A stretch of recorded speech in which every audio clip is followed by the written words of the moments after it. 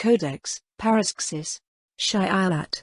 When Slunch was born from the decadence and corruption of the Eldar Empire, not all of the haughty Xenos turned away from the god they had created.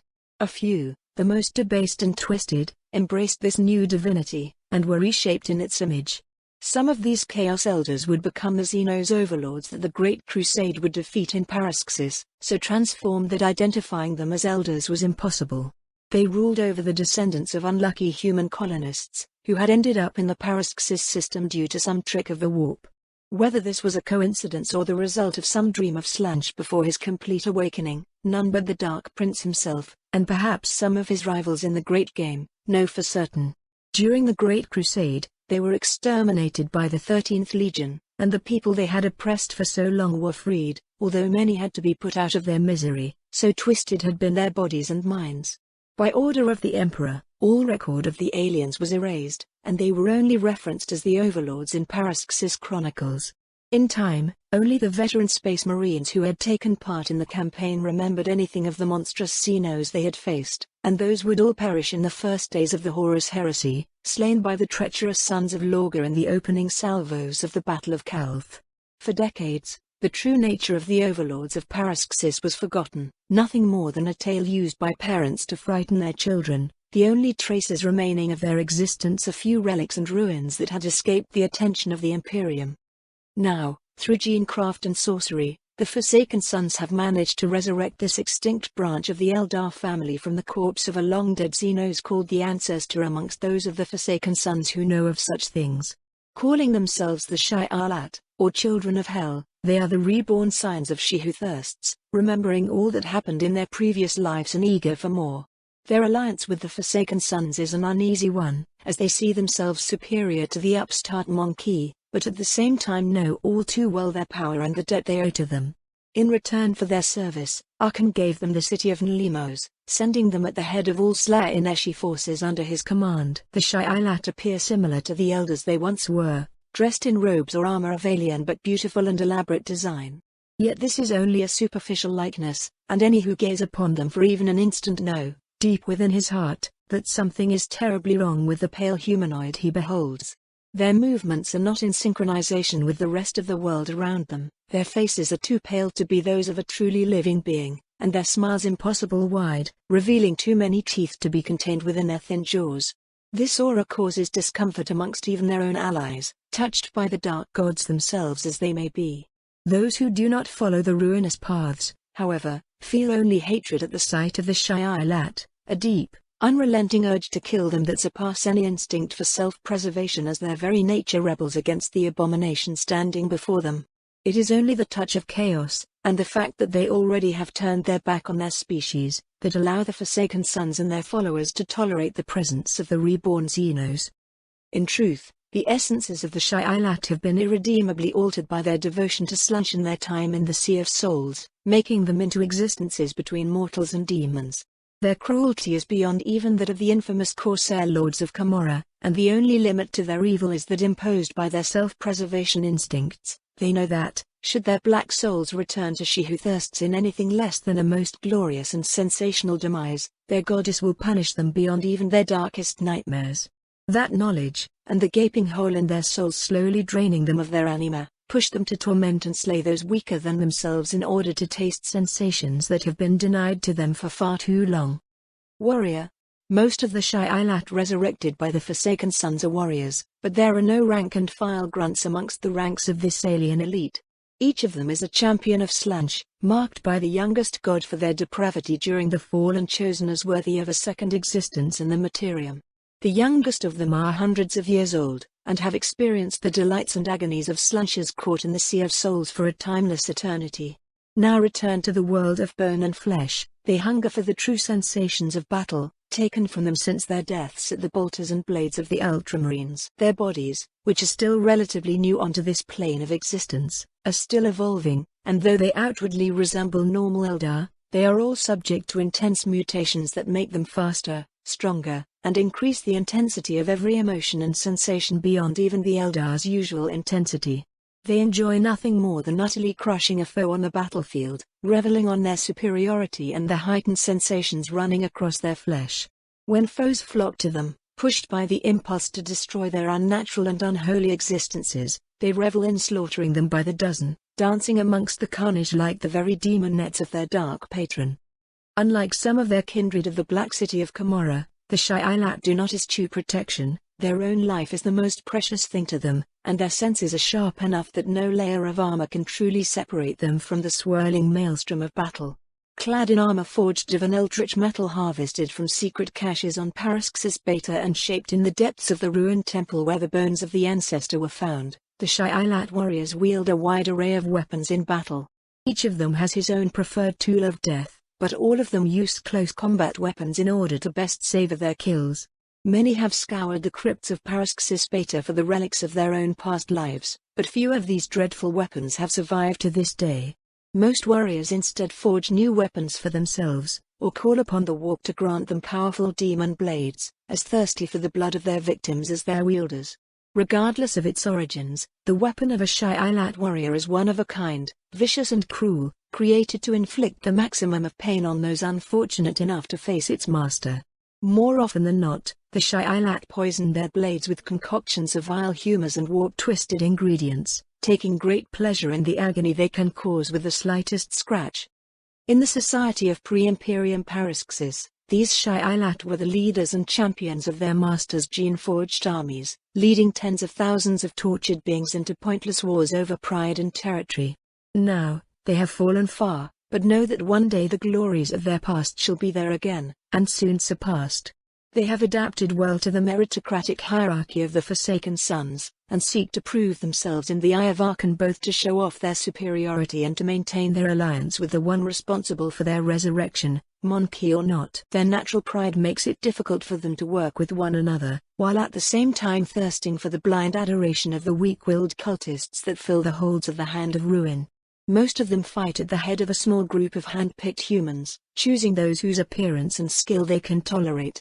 Others have joined with the most depraved Forsaken Sons who have embraced the path of Slunch. Others yet fight alone, marching ahead of the rest of the Warband, seeking mighty champions amongst the enemy to test their skills against. Gene Lord. Before the Great Crusade reached Paraxis, its human population was ruled over by the Shailat. Billions of lives were sacrificed to sate their deviant hungers, but the atrocities of the Gene Lords are amongst the most terrifying. They were the former leaders of the Eldar colony in Paraxis, using the human population as guinea pigs for genetic experiments. Entire generations were twisted into deformed monstrosities so that the Gene Lords would harvest their flesh and bones, or send them as vast hordes through which they waged wars against one another for the pettiest reasons imaginable. The coming of the Fall only revealed the corruption of their souls to the mortal eye, making them into half-demons of foul humors and black bone. During this dark era, the laboratories of the Gene Lords were constantly filled with the screams of their latest experiments. All of them were burned down by squads of Ultramarines flamers, annihilated from orbits, or cleansed with nuclear fire. On one occasion, an entire island was stripped bare of life through careful local deployment of the Life-Eater virus, the deed, exceedingly rare for the 13th Legion, considered better than risk anything escaping that particular Gene Lord's stronghold. When Paraxis was conquered by the Imperium, the Gene Lords were quickly identified as primary targets, though the secular Imperium of these days did not recognize them for what they truly were. One by one, the rulers of the system were brought down, dying ignominious deaths at the hands of an inferior species. Very few Gene Lords have been brought back by the Forsaken Sons, though the exact reason for this is unknown, and a subject of speculation amongst both the Fleshmasters and those of the Shailat already resurrected. It could be that the picking of the Shailat souls to be reborn is random, but the involvement of the youngest god in the process makes this unlikely. Regardless of the truth, the galaxy can only be grateful that no more than half a dozen of these terrifying, ruthless fallen overlords have been dragged off hell by the Forsaken Sons. In their new bodies, Gene Lords wear elaborate robes that hide the armor beneath, and are surrounded at all times by an escort of Shailat warriors and their own creations. They all experiment on themselves, twisting their own genetic coding to reshape their bodies into their own twisted idea of the ultimate life form. This has made them naturally seek an alliance with the Fleshmasters of the 3rd Legion, whose own quest for perfection has taken them down similar paths. The goal of the Gene Lords is to recreate the perfect form that was bestowed upon them by Slunch when the Fall engulfed Paraxis in its catastrophic aftermath. Each Gene Lord is unique, a nightmare of altered flesh that more often than not abandon the humanoid shape altogether. Even those who choose to keep their former form for practical purposes still alter their organs and bone structure, making them even more disturbing as the Shai'alat normally are. Fiendishly intelligent, they seek to restore the influence and power that were once theirs, cooperating with the Forsaken Sons only because the Chaos Marines can give them access to the equipment, supplies and test subjects they need. When the time comes for war, they surround themselves with the products of their experiments and other servants. The Gene Lords look down upon direct combat, preferring to enjoy battle through the senses of their enthralled slaves by using various methods of connecting their minds, which can go from psychic links, to clouds of pheromones, to thick cables of nerve actually linking their brains to those of their helpless thralls. These unfortunate souls, which are either test subjects unlucky enough to survive whatever fell alchemy was performed on their bodies or the results of unholy cloning and genetic alterations, are unable to defy the will of their master, and willingly go into battle in search of death, the only thing that can end the unending agony of their existence.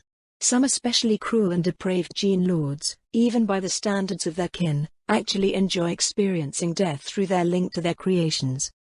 Scions of Plague. Plague Homunculi.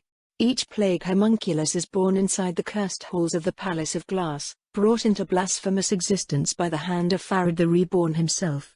These creatures are human in shape, yet it is not flesh but corruption that hides beneath their skin. Distilled plagues are gathered by the Reborn, who injects the liquid, one drop of which is capable of killing 1,000 mortals, into an empty skin that has been grown within his demonic garden. Once the grotesque balloon has been filled, some of the liquid hardens, forming bones of black material that allow the creature to move. At the same moment, Farad places within his newest creation a shard of his own tainted and fractured consciousness, awakening the homunculus and placing it wholly under his command.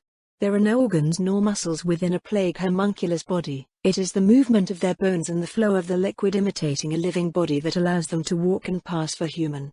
In battle, the plague homunculus display strength superior to that of a human, but lesser than that of an Astartes, while their skin is easy to pierce. Through such a course of action is most unwise, given the corruption flowing beneath, and their bones almost as though as adamantium. Their minds are too simple for the use of weapons, so focused are they on the propagation of their plagues. They use the poison in their bodies as their primary weapon, spitting corruption at their foes through every orifice as well as any wound their enemy is foolish enough to inflict, wounds that close of their own once enough of the plague-filled substance has poured out of it. As the plague homunculus uses more and more of the liquid that makes up its body in this fashion, it appears to grow thinner and thinner, until it is little more than a skeleton over which a skin has been hung. Even then it will continue to move and fight, its every move motivated by the orders given to it by Farad upon its birth. This sight can unnerve even the most iron-willed soldier, for to look upon a plague homunculus on the edge of death is to look upon Nurgle's grand design made real, an existence inevitably nearing its end, yet struggling to bring more down with it into ruin. The primitive awareness visible in an homunculus' eyes, which in themselves are nothing more than two orbs of coalesced putrefaction, is also terrifying, as it shines with joy and delight at accomplishing its existence's purpose. Plague homunculi are infiltrators, whose human appearances, which can be male or female in equal measure, without any difference between the two's capabilities, are considered works of art in their own right by their creator. While living amongst humans, they take the guise of a traumatized survivor of some cataclysmic battle to justify any lack of response and unusual behavior. They are both programmed with a single mission and a more general purpose, which they use to determine their course of action when faced with difficulties or once their primary goal has been accomplished. Few survive the execution of their goals, and those are taken care of by Farad himself, who refills them with his pestilent cocktail and adds them to his personal guard until such a time comes when he has need of their services again.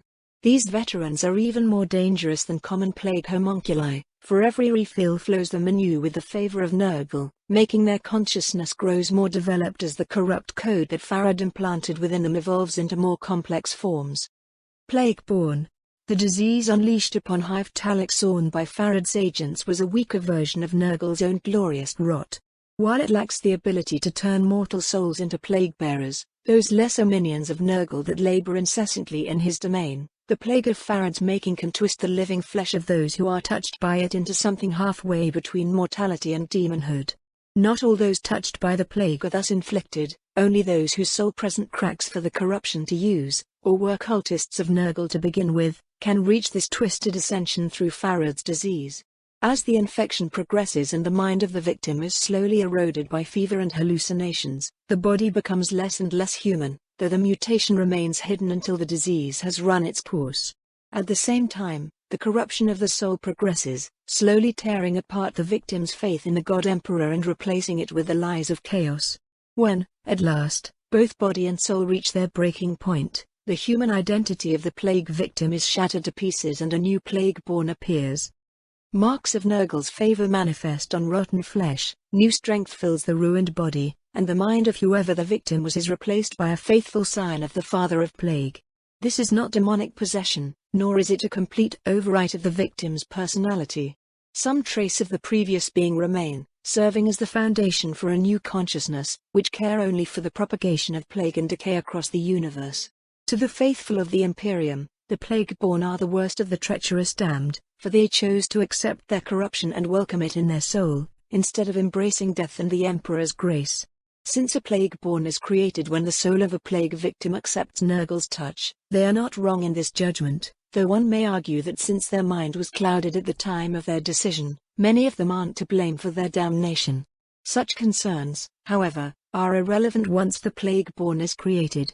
No matter how it came to be, it is a monster that cannot be redeemed, and whose sickened soul is bound for the Garden of Nurgle after its death. Plague-Borne are intelligent creatures, capable of reasoning and of controlling their lesser, mindless kindred the plague zombies. They also have a survival instinct, since their destruction would set back the propagation of decay around them. Their goal is to share the plague that made them what they are with as many people as possible, as well as to earn the attention and favor of their divine patron. Like other followers of Nurgle, they are more than capable of working together toward a single aim. Upon its birth, a Plague-Borne will seek out others of its kind, as well as gather as many of the plague zombies that are liable to be present as well. They lead their lesser kin through shouted orders or telepathic injunctions, commanding them to move to other areas or to perform simple tasks. These orders cannot be given to a single zombie, but are instead broadcast over the horde they have gathered. Subtlety is not a trait of the Plague-Borne, who tend to appear only after the plague has already claimed hundreds of lives and the infected are ready to consider any option for their survival. The Plague-Borne are strong and resilient, and their touch carry the same disease that turned them into twisted parodies of life. So strong is the influence of Nurgle within them, however, that they cannot use any weapon or device more sophisticated than a lump of metal without it falling apart in their hands. At the same time, this weakens the armor and weapons of those who go to battle against one of them, accelerating the decaying process of both.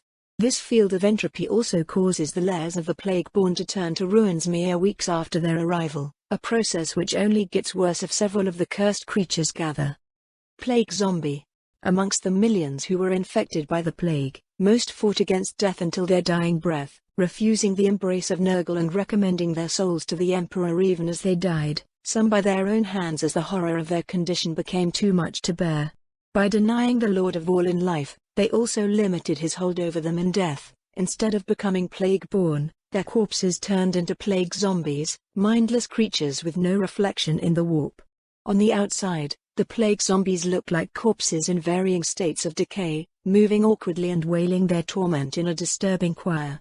Guided only by the demonic lifeforms swarming in their rotting flesh, these beings are led by their sapient brethren into battle as cannon fodder.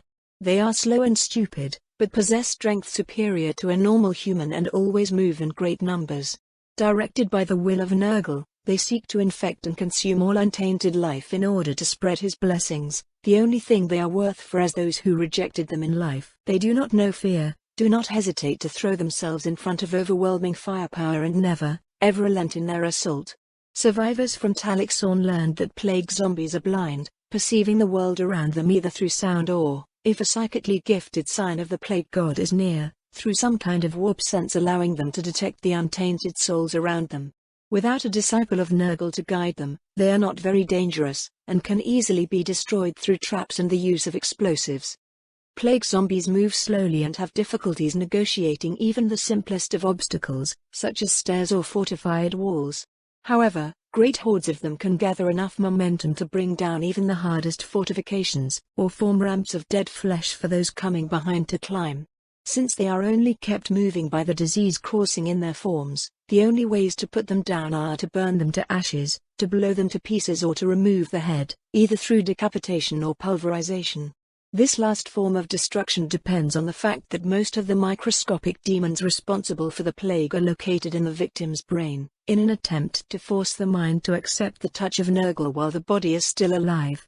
Any other damage inflicted to the plague zombie may push it away or slow it down, but even with a limb severed, the creature will continue to crawl towards the nearest unsullied human, leaking foul fluids behind it. The main weapon of the plague zombie is its bite. Its limbs lack the focus and precision necessary for anything else than simply clinging to its victim, keeping it in place so that the creature can use its jaw to tear chunks of flesh off the poor soul. Plague zombies usually surround their prey before bringing it down together, not out of any tactical instinct but because that is the only way for them to prevent the human from simply running. A single bite from a plague zombie is a death sentence. The disease spreads immediately through the victim's body, and cannot be cured by any method known to man.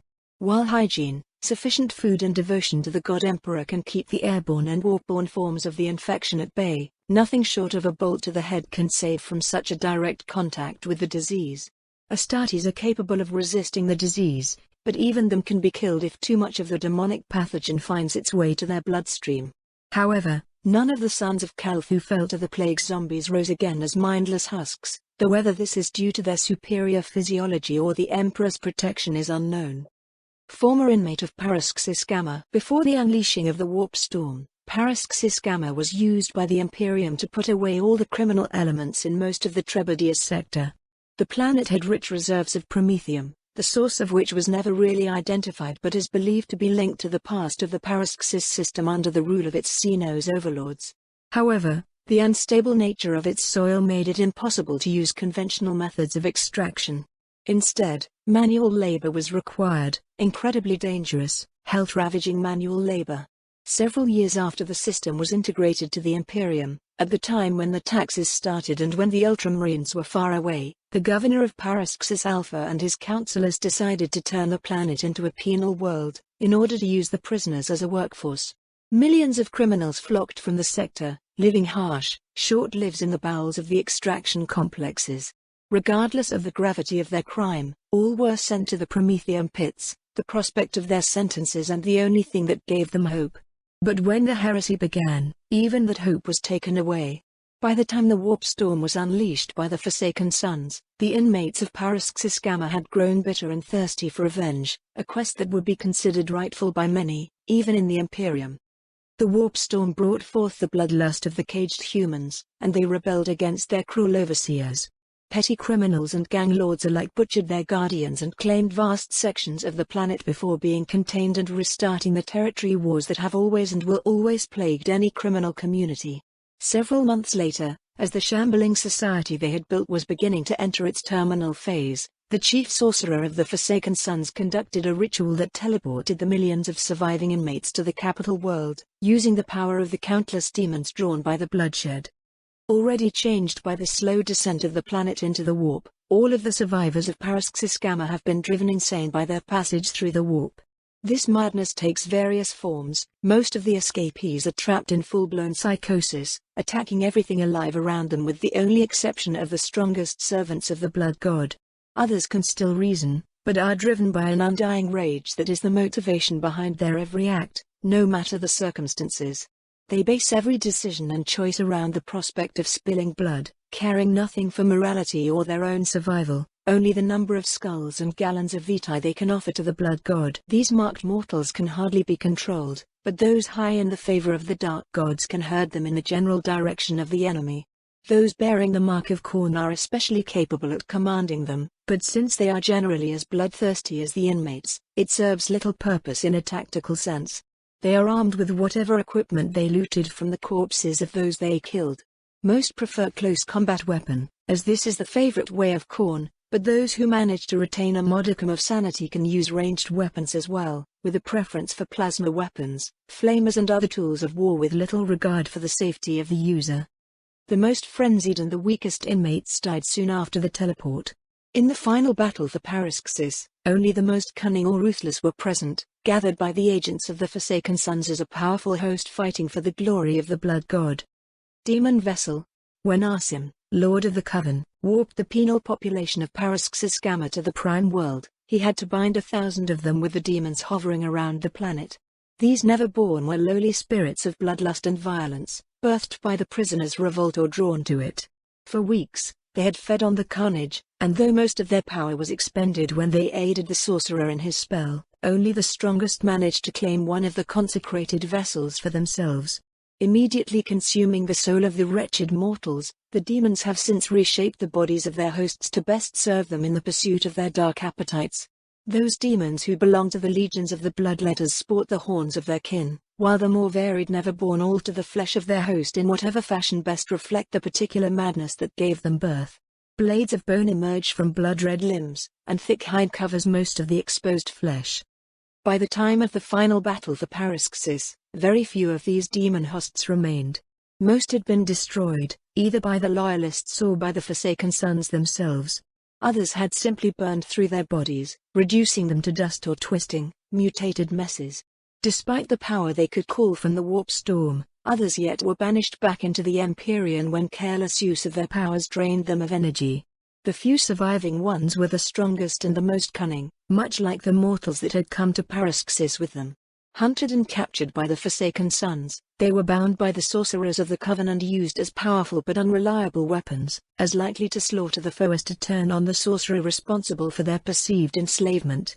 Outside of battle, wards force the demon host to assume a more or less human aspect, although some details always reveal its true nature even to a non-psychic observer. Only those truly high in the eyes of the dark gods or powerful enough to destroy any challenging them can fight alongside the demon vessels. Anyone else will either be killed by a demon that makes no distinction between enemies or allies, or driven to madness by the aura of bloodlust that constantly surrounds them when they are unleashed. Unlike other of their kind, Arsim's creations care nothing for manipulation and subtle scheming. Their only goal is to kill in order to sate the never-ending thirst for blood that animates them all. This is reflected in their abilities. They are utterly unable of performing sorcery, nor can they twist the environment around them in any significant way, or alter people's perceptions beyond increasing their rage. On the battlefield, they charge blindly toward the enemy, trusting their speed, resilience and demonic regeneration to keep them incarnate until they reach their foe and can begin the carnage.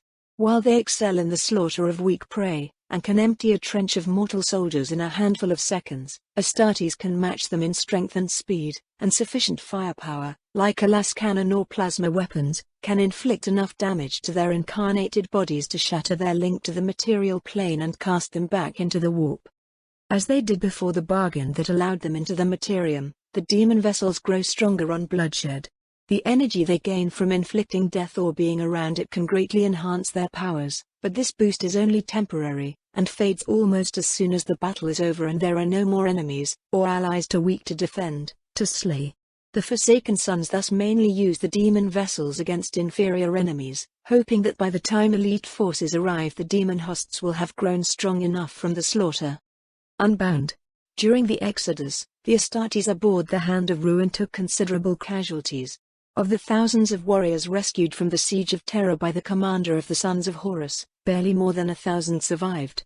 While many of the dead were destroyed by demonic fire or tainted beyond salvation by plagues or mutation, the gene seed of hundreds of legionaries was collected by dutiful apothecaries, still carrying on their task even as they fought for their lives as fiercely as any other soul aboard the ship.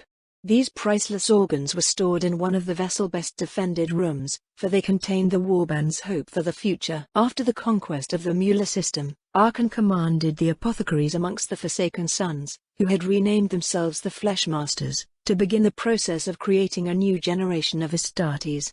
The youths of the system's 3 populated worlds were taken for genetic testing, with an especially plentiful bounty coming from Mueller Secundus, where the evolutionary manipulations of Jacaerus made use of the time dilatation of the world to breed stronger, more gifted specimens.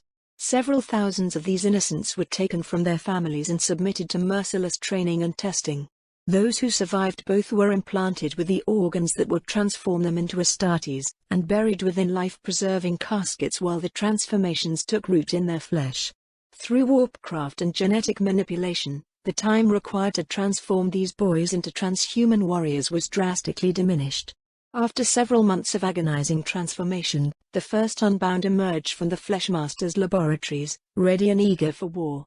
They were equipped with the weapons of the dead, assigned Astartes leaders, and thus was born one of the most ruthless and devastating forces under Archon's command. While most Unbound are traditional legionaries, there are some differences. First, the Unbound haven't gone through the indoctrination process that was designed to keep the first Space Marines loyal and unquestioning. They have gone through the hypno-training required for them to function efficiently as part of the Warband, but have undergone no brainwashing of chemical nature.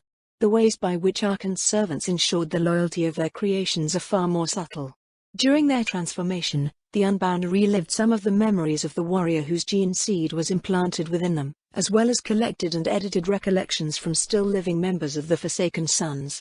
This, coupled with the teachings of the Dark Gods that they received while still human, ensure that none of the Unbound will refuse to join the Warband. A second difference is that some of the hormones flowing through every legionary's bloodstream have been strengthened within the Unbound. This creates more sanguine and brutal warriors, who feel no fear and take greater pleasure in battle. The sensations of war are also amplified for the Unbound by the absence of proper discipline in their ranks. They go to war in packs, pointed in the direction of the foe by their older overseers and attacking with relentless savagery. Without the rigorous training that shapes a young man into a scout, then in Astartes, Unbound are exactly what they appear to be, teenagers with the strength of demigods and the opportunity to use their might against inferior foes. Their lack of discipline makes them an unreliable force, but Archon considers that they are still young and will grow out of it in time. Supporting that theory is the handful of Unbound that act more like legionaries, following orders and not losing themselves to battle joy.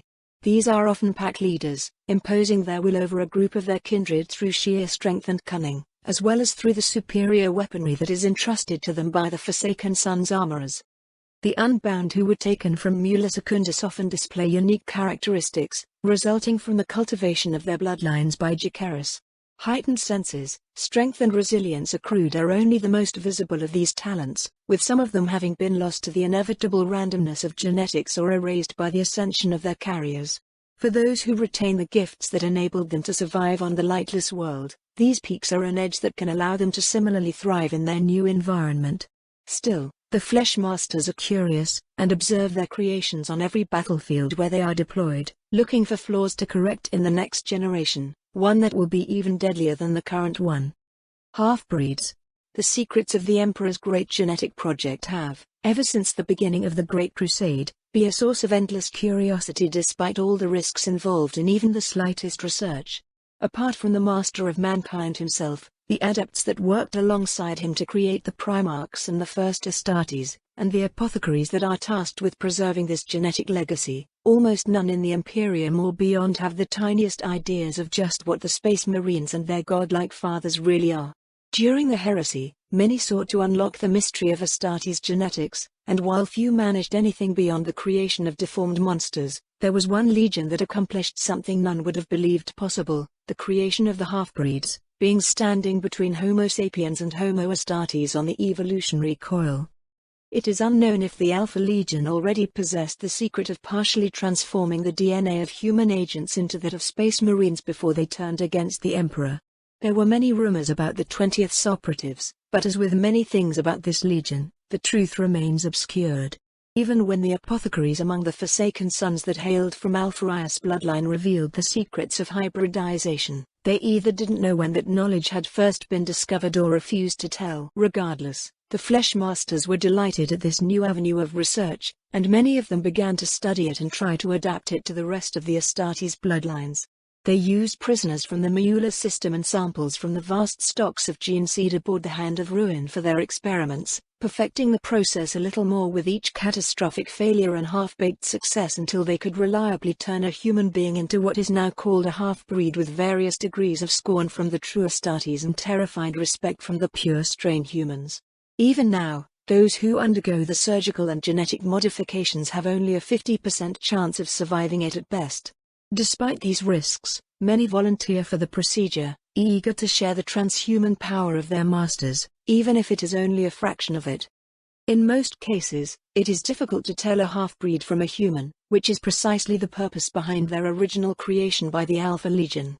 However, depending on which legion's gene seed was employed, physical signs can betray the alteration done to the subject biology, though those could always be attributed to cosmetic surgery or the touch of the warp. The half-breeds act as intermediaries between the Forsaken Sons and their mortal slaves, forming a privileged caste in the Warband's organization, though they still aren't as valued as slaves with technical skills, and are generally seen as little more than freak lab experiments by the Astartes not belonging to the Fleshmaster's ranks. Half-breeds have enhanced speed, strength, and reflexes.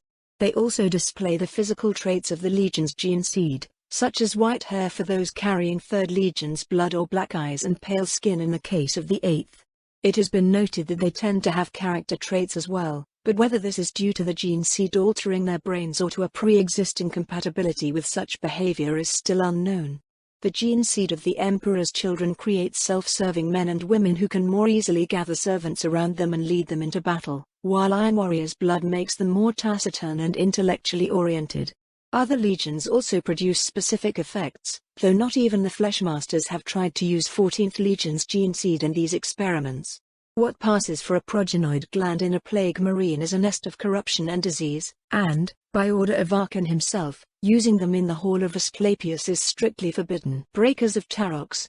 Now that the lies of the Imperial truth have been exposed, mankind is slowly learning the true horrors of the galaxy it inhabits.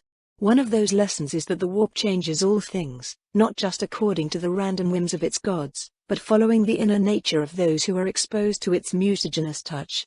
Such was the fate of those who are now called the Breakers of Tarox.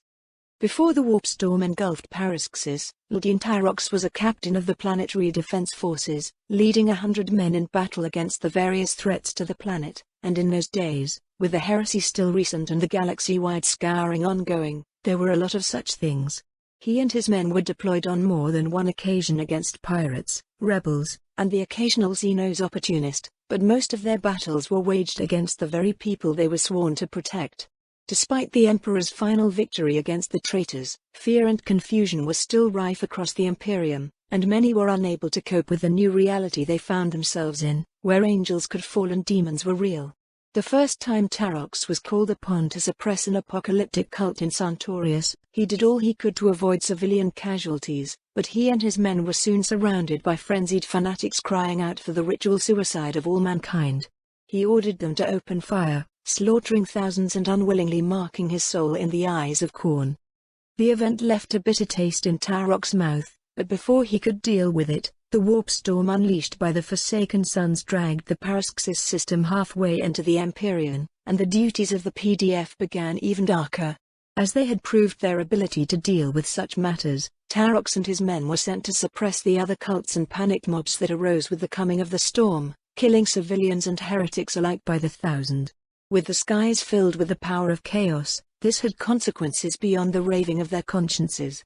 They came to enjoy the massacre of weaker enemies, to relish in their martial superiority, and to thirst for more. Accidents began to happen, civilians unrelated to the riots being found dead, or soldiers from other units going missing after joint operations with Tarox troops. At the same time as their minds were slowly twisted, their flesh was tainted by the warp. Tarox, out of loyalty for the men he commanded or seeking to save his own skin, did all he could to hide the mutations from his superiors, all the while fighting his own degeneration with a will of iron. However, keeping the secret soon became impossible, and he led his men to the underhive of Santorius, leaving behind him a bloody trail as he tore his way across the hive's upper districts. There, he and his men ruled over the lesser mutants and wretches that made up the hive's lowest classes. It was at that time that he was contacted by Decaros, the Alpha Legionnaire sent by Archon ahead of the Forsaken Sons to prepare the ground for the incoming invasion. The Lord of Shadows promised Tarox a cure for his condition if he would turn against the Imperium, something that his mutations had already forced him to do anyway. The mutant lord accepted, and on the Forsaken Sons' arrival, he and his breakers, as the increasing army of mutants that followed them, burst from the underhive and took part in the conquest of the city. In return for his services, Tarox received a temporary cure for his condition, that would prevent him from devolving like the rest of his men, and a position in the future new ruling order of Paraxis, as imagined by the Accords of Decaros. The Breakers are hulking mutants the size of an Astartes in Terminator plate, wearing the remnants of their torn PDF uniforms or new clothing bestowed upon them by the masses of lesser mutants that follow them to battle like dogs. Their skin is the color of blood and tensed tight by the bulging muscle beneath, and their faces are distorted into a predatory mouth that they can never close, exposing rows of fangs dripping with saliva. Such is their strength that they can rip a human being apart with their bare hands, and their vitality allows them to shrug off lesser wounds. Although Tarox can control them and prevent them from turning on those who fight alongside them, he cannot do anything to stop them from running off in pursuit of the foe, or feeding on the dead once the battle is over. Whether there remains anything of the men the Breakers once were is uncertain. They never speak, and probably can't, and Psychers feel nothing from them but burning rage, but then again, they feel little else from the World Eater's legionaries. Puppeteers. The chaos cult known as the Puppeteers appeared on Paraxis soon after the coming of the Warp Storm. As confusion and anarchy spread across the system, a group of nobles and factory owners of Paraxis Alpha sought to keep their employees and servants calm and under control. What began as a laudable attempt to prevent mayhem and destruction was, however, quickly twisted by the malevolent influence of chaos. Priests brought in to soothe the workers' concerns failed to rise in them the same faith that kept many millions sane during these nightmarish months. Speeches about the need for calm and unity blared through 1,000 megaphones did nothing to keep the madness at bay, and ultimately, the members of the group turned to darker methods. They spiked the food and drinks of their employees with chemical substances known for their calming effects. It worked, calm reasserted itself, and the productivity of the group's manufactorium returned near its level prior to the arrival of the storm. The fresh influx of goods helped keep order on a global scale, and the example of these industries gave courage to many others. But the warp cares not for the intent behind such gestures. No matter how noble their purpose may have been, the leaders had still deliberately manipulated their fellow man, robbing them of their free will and risking their lives by making them ingest potentially unsafe compounds, and the consequences of that sin began to appear in their own flesh and soul. Seeing their success, they sought to push their questionable methods further, thinking that if they could apply them to the entire planet, Paraxis would be safe no matter what horrors the Empyrean threw at it. They began to experiment with other, more complex chemicals, digging up ancient texts from the dark age of technology and studying the works of some of the worst tyrants of the Age of Strife. Soon, rumors began to spread across Paraxis Alpha, tales of dead-eyed men and women walking the streets, going from work to their home without speaking a single word to anyone they met. In time, the imperial authorities on Paraxis discovered the deeds of those who would be called the Puppeteers, and the wrath of justice fell upon them. Their headquarters were attacked by a massive force of arbits and guards alike, led by officers to give them discipline and preachers to give them the strength to face the husks of human flesh that defended their tyrannous masters. All but one of the cult's fortresses were razed without any survivor, but in their keep of Santorius, the Puppeteers had been working on yet another chemical agent, this one involving warp sorcery to bind the very souls of those exposed to it. In the battle, the fabrication devices were destroyed, causing an explosion that killed almost all those involved in the fight and poisoned the ground. Forced to flee, horribly scared by the chemicals that had been released by the explosion, the surviving Puppeteers completely lost what remained of their sanity and humanity that day. When Decaros reached out to them, they accepted his offer without hesitation, seeing it as a chance to get revenge on a society they believed had betrayed them without reason. When the Forsaken Sons arrived in the Paraxis system, they rose from their hiding places, leading armies of mindless thralls that served little purpose beyond wasting the Loyalists' ammunition and break their morale with the horrible spectacle of rank upon rank of slack-jawed, empty-eyed humans. In return for their service, they became part of the Accords, and were given relics of Xeno's origin, gathered by the Sons of Horus in the glorious days of the Great Crusade. They do not worship any particular chaos god, although it is obvious to all who meet them that they bear the touch of the warp. Their corruption cannot be attributed to any of the ruinous powers, it is instead the inevitable consequence of their deeds reforging their flesh in accordance to the truth of their souls. Now, the Puppeteers only seek to increase the numbers of slaves under their command, and to prove themselves as superior to all other humans. While their slaves are almost useless in battle, the Puppeteers themselves are a force to be reckoned with when they join the battlefield. Clouds of colored smoke emanate from their bodies, driving those who breath them mad or destroying their wills. The use of chemicals and the wounds taken in the Battle of Santorius have ravaged their bodies beyond what even the Forsaken Sons tech can repair, forcing them to wear isolating suits at all times. These suits both protect them from the outside air and intravenously feed them the various substances needed to maintain their powers and life. They are also reinforced to protect their wearers from more conventional dangers, but are cumbersome and difficult to move, forcing the puppeteers to rely on vehicles or, in the case of some extremely vain cultists, palanquins carried by slaves into battle. Priests of Mutability. The past of Paraxis is a dark one, and despite the Imperium's best efforts to erase all traces of the Shi'alat atrocious reign, there were still those who found the remnants of the corrupt Eldar's cruel empire. Fragments of technology preserved by adepts of the Mechanicum with a fascination for Xenotech, pieces of lore and recollections of the war fought against the Shi'alat. These were few and far between, but entire rich bloodlines spent generations and millions of credits collecting them. In most cases, the only reason behind this quest was idle curiosity, a desire to know the past of their homeworld, or a guilty pleasure in the transgression of the Imperium's edict that all things related to Paraxis past be destroyed. Certainly, none of the original collectors had imagined what their hobby would ultimately result into. These collectors, rich families, adepts of the Mechanicum, and scholars, were tied together in a loose circle, secretly exchanging news of their discoveries and acquisitions. It was a mostly informal group, with actual gatherings beyond 2 members meeting within one's mansion being exceedingly rare. When the Horus heresy was declared, however, the members of the circle felt a paranoia. They feared that the knowledge they had accumulated would be discovered and used to brand them as enemies of the Imperium. Each of them secretly thought that the others were going to denounce him in order to hide their own sin, and in their desperation, all turned to the very law that had the power to seal their doom.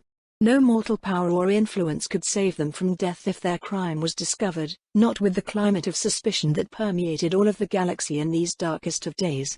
But perhaps, they thought, another type of power could.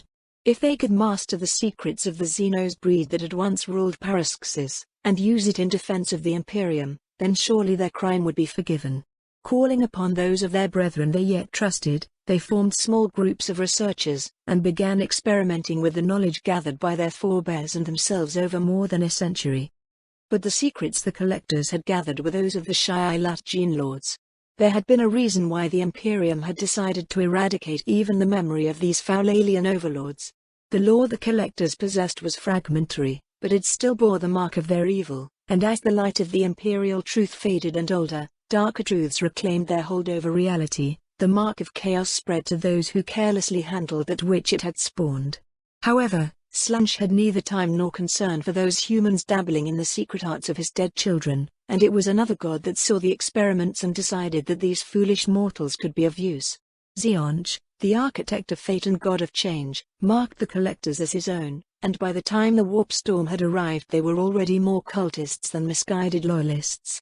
When Decaros learned of them, they had begun to call themselves the priests of Mutability, worshipping Xeonch and seeing the reforging of living flesh down to the genetic level as a sacred act. The priests of Mutability have long shed their humanity, endless alterations to their bodies and brains cutting them off the rest of mankind at a deep, primordial level. Now, their only goal is to evolve even further, to learn the secrets of the Shi'alat from those who were brought back to life by the Forsaken Sons. Some seek this only in pursuit of knowledge, fascinated by the mechanisms of genetic forging, others do so for power, desiring to reshape their forms into beings of ever greater power. Whatever their motivations, they are dangerous both in the battlefield and outside of it, for all of them were once influential people, and are used to keeping secrets. Outwardly, the priests appear human, disguising their deformities and mutations under heavy, broad robes. Unlike the Shi'alat gene lords, and most of Xeonch worshippers, they enjoy going into battle themselves, testing the might of their reshaped bodies against their foes. Some fight from afar, other in close combat, each depending on how he or she has reforged his or her flesh. To them, only through constant trials and experimentations can they keep enhancing themselves. That is not to say that they go into battle alone. Their faction has many serfs under its command, made of those who served the priests before their betrayal of the Imperium. They also have under their command a handful of mindless monstrosities that are unleashed in the general direction of the enemy when subtlety is no longer necessary, those of their own number who fail to keep their mutating flesh under control and were destroyed by the very gifts they sought. Hitmen of the Cartel. When the Imperium reclaimed Paraxis from the darkness of old night, it brought with it not just the ideals of the Great Crusade and the technology of the Mare Canicum, but also hundreds of thousands of colonists. Although the system already had a human population, it was a fearful and submissive lot, made that way by generations of merciless selection at the hands of their alien overlords. They were also ignorant, knowing nothing beyond farming and serving as toys for their Xenos masters. They needed leadership, and the skills that would allow them to take their rightful place amongst the planets of the Imperium. But not all of these immigrants came willingly, nor with the best intents. With the ascension of the Emperor and the instauration of his rule, Terra had become a dangerous place for many of the more unsavory elements of its society. While the techno-barbarians of old night and their accomplices had no hope of escaping the hammer of imperial justice, lesser criminals took advantage of the need for colonists to escape the investigations of the administratum before their own sins were revealed.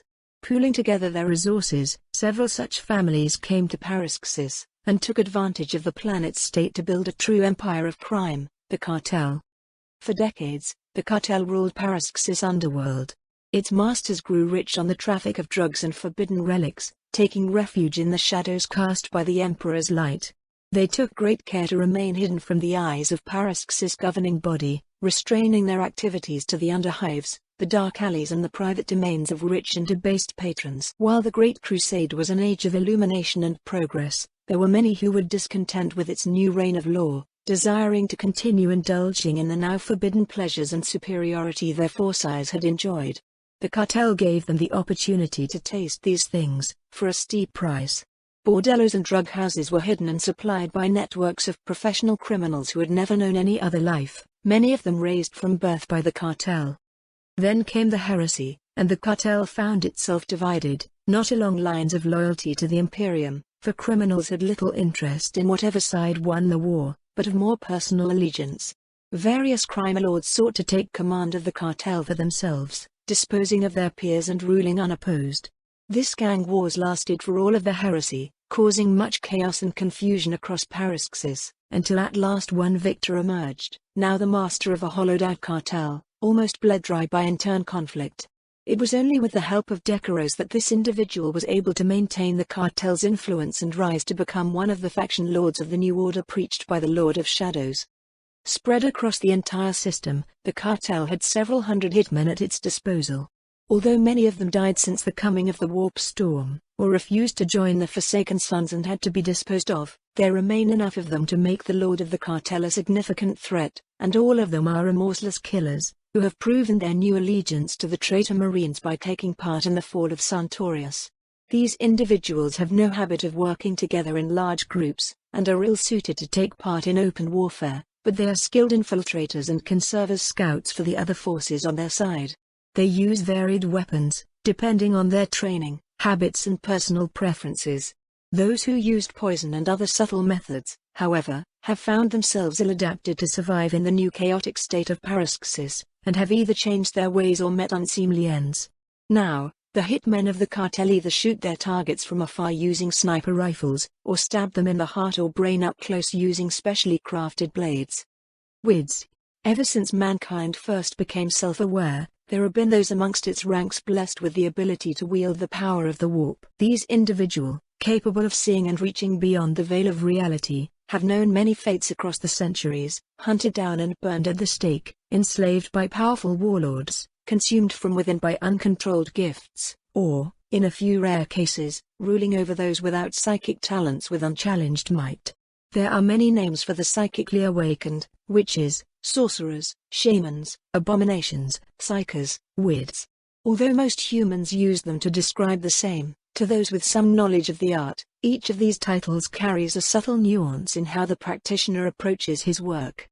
WIDs are those psychers whose gifts are primitive and untrained, cloaking their ignorance in a shroud of superstition and mysticism, either due to honest belief or in order to deceive those even more naive and ignorant than themselves.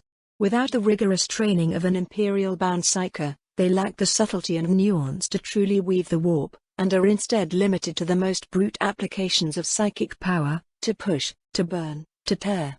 Exposing their souls to the raw energy of the warp without the mental wards of a trained psyker also makes them especially vulnerable to demonic possession. Madness is common among Wids, and this makes them hard to control. Only those with a bright enough soulfire can do so, their presence serving as a focus to the Wids' shattered psyches. Wids are usually dirty individuals, caring little for their physical body as their minds float in the sea of souls. Many of them use an item of some sort as a focus for their power. Some of these items have genuine psychic properties, but most are simply tokens of their owner's past existence, having no ability beyond that which their wielder's mind believe them to have.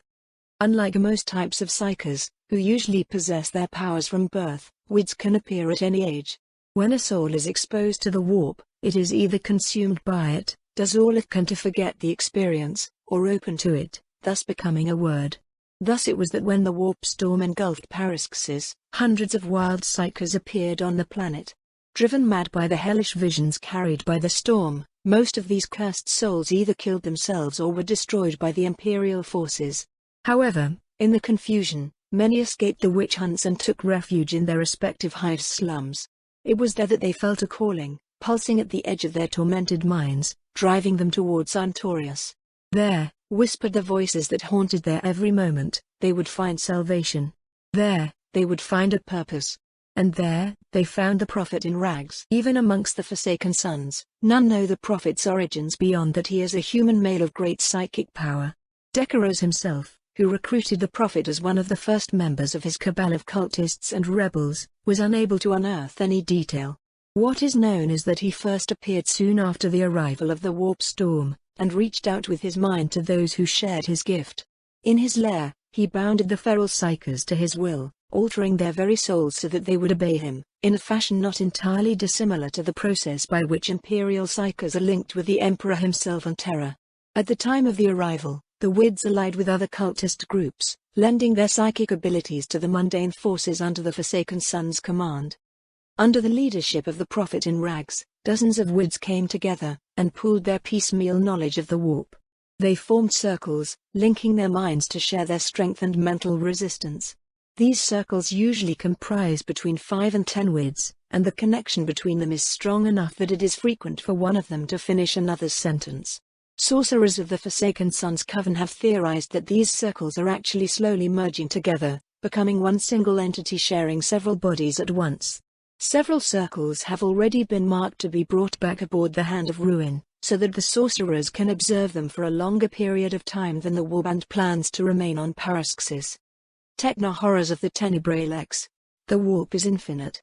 In it dwells every thought every mortal has ever had, and, according to some demons of the Court of Change, will ever have. The timeless nature of the Empyrean lends some credibility to that claim, but all who know anything about the nature of prophecy and visions also know that the future is not written. It is in permanent flux, and the warp is filled with the echoes of what may yet be. Demons feed on such yet to be thoughts and emotions, growing fat and strong, only to be annihilated when the fates realign and make it so that their source of nourishment never existed. But some echoes are stronger than over. Some nightmares can never truly be banished, some facts can never be overwritten. And so it is for the warp entity called the Infinite Darkness by the corrupted tech priests of the Tenebrae Lex. Many millennia ago, the scientists of old Earth studied the mysteries of the universe. They did not look into the warp, but focused their research on the materium, seeking to understand its nature, origins, and possible fate. One of the laws they discovered was that entropy is both unstoppable and irreversible. One day, billions of years from now, all energy in the universe will be exhausted, leaving only cold matter hanging in the void of space. Other species had made that discovery before, some rejecting it in favor of other theories, others shrugging it off as something that would likely never concern them. But no species has left a mark on the warp the way mankind has, except perhaps for the near-mythical Old Ones. The infinite darkness is the possibility of that future, echoing across an unimaginable span of time into our epoch through the knowledge that it may one day become true. This demon is an enemy to all lights, seeking to secure the future that birthed it by plunging the universe into eternal obscurity. It took advantage of the warp storm to reach toward Paraxis, aiming for the minds and souls of those the more vulnerable to the concept of its existence, tech priests of the Mechanicum, who are the only denizens of the Imperium with a knowledge of physics beyond the rudimentary. Specifically, it touched those who were tasked with maintaining the systems of Hive Santorius. A hive city is more than just a concentration of buildings. It relies on many different devices to keep its air at a breathable level, purify its water, and supply its inhabitants with power for their habs. Such devices are truly titanic in scale, buried deep beneath layers of buildings, and require constant, careful maintenance, far from the eyes of the public, or even those of the rest of the Mare Canicum. Dozens of tech priests and thousands of servitors toiled there, their work unnoticed but vital to the continued existence of Santorius. Like plague, the infinite darkness spread its influence among them.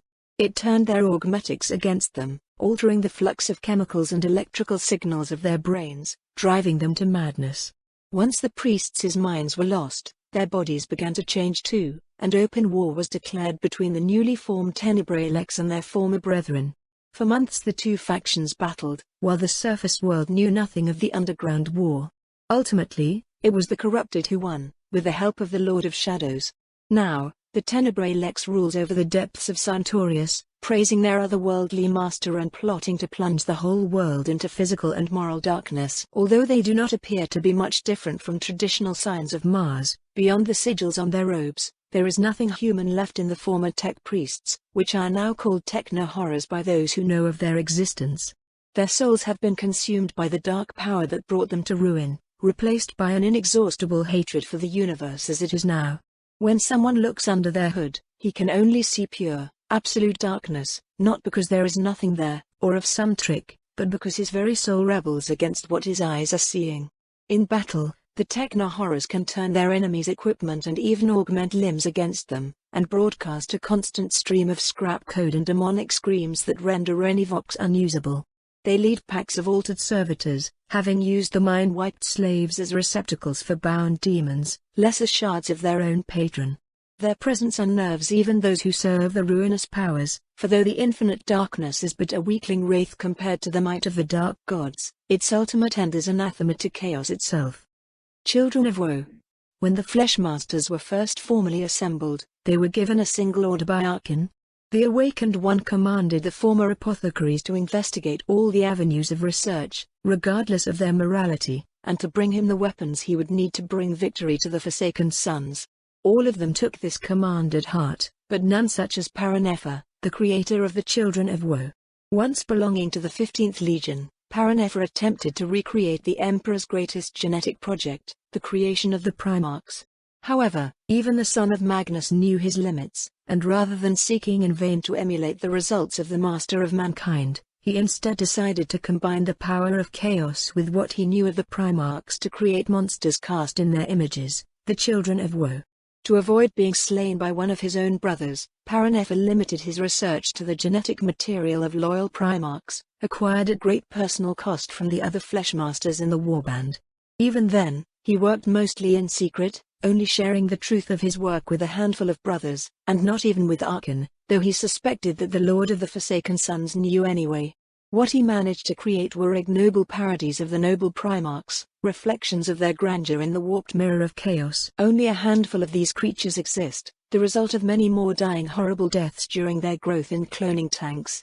So far, they haven't been truly tested in battle. The only trial they have seen was to be unleashed on a handful of slaves deep inside the Hand of Ruin, and the specimens which took part in these massacres have long since died.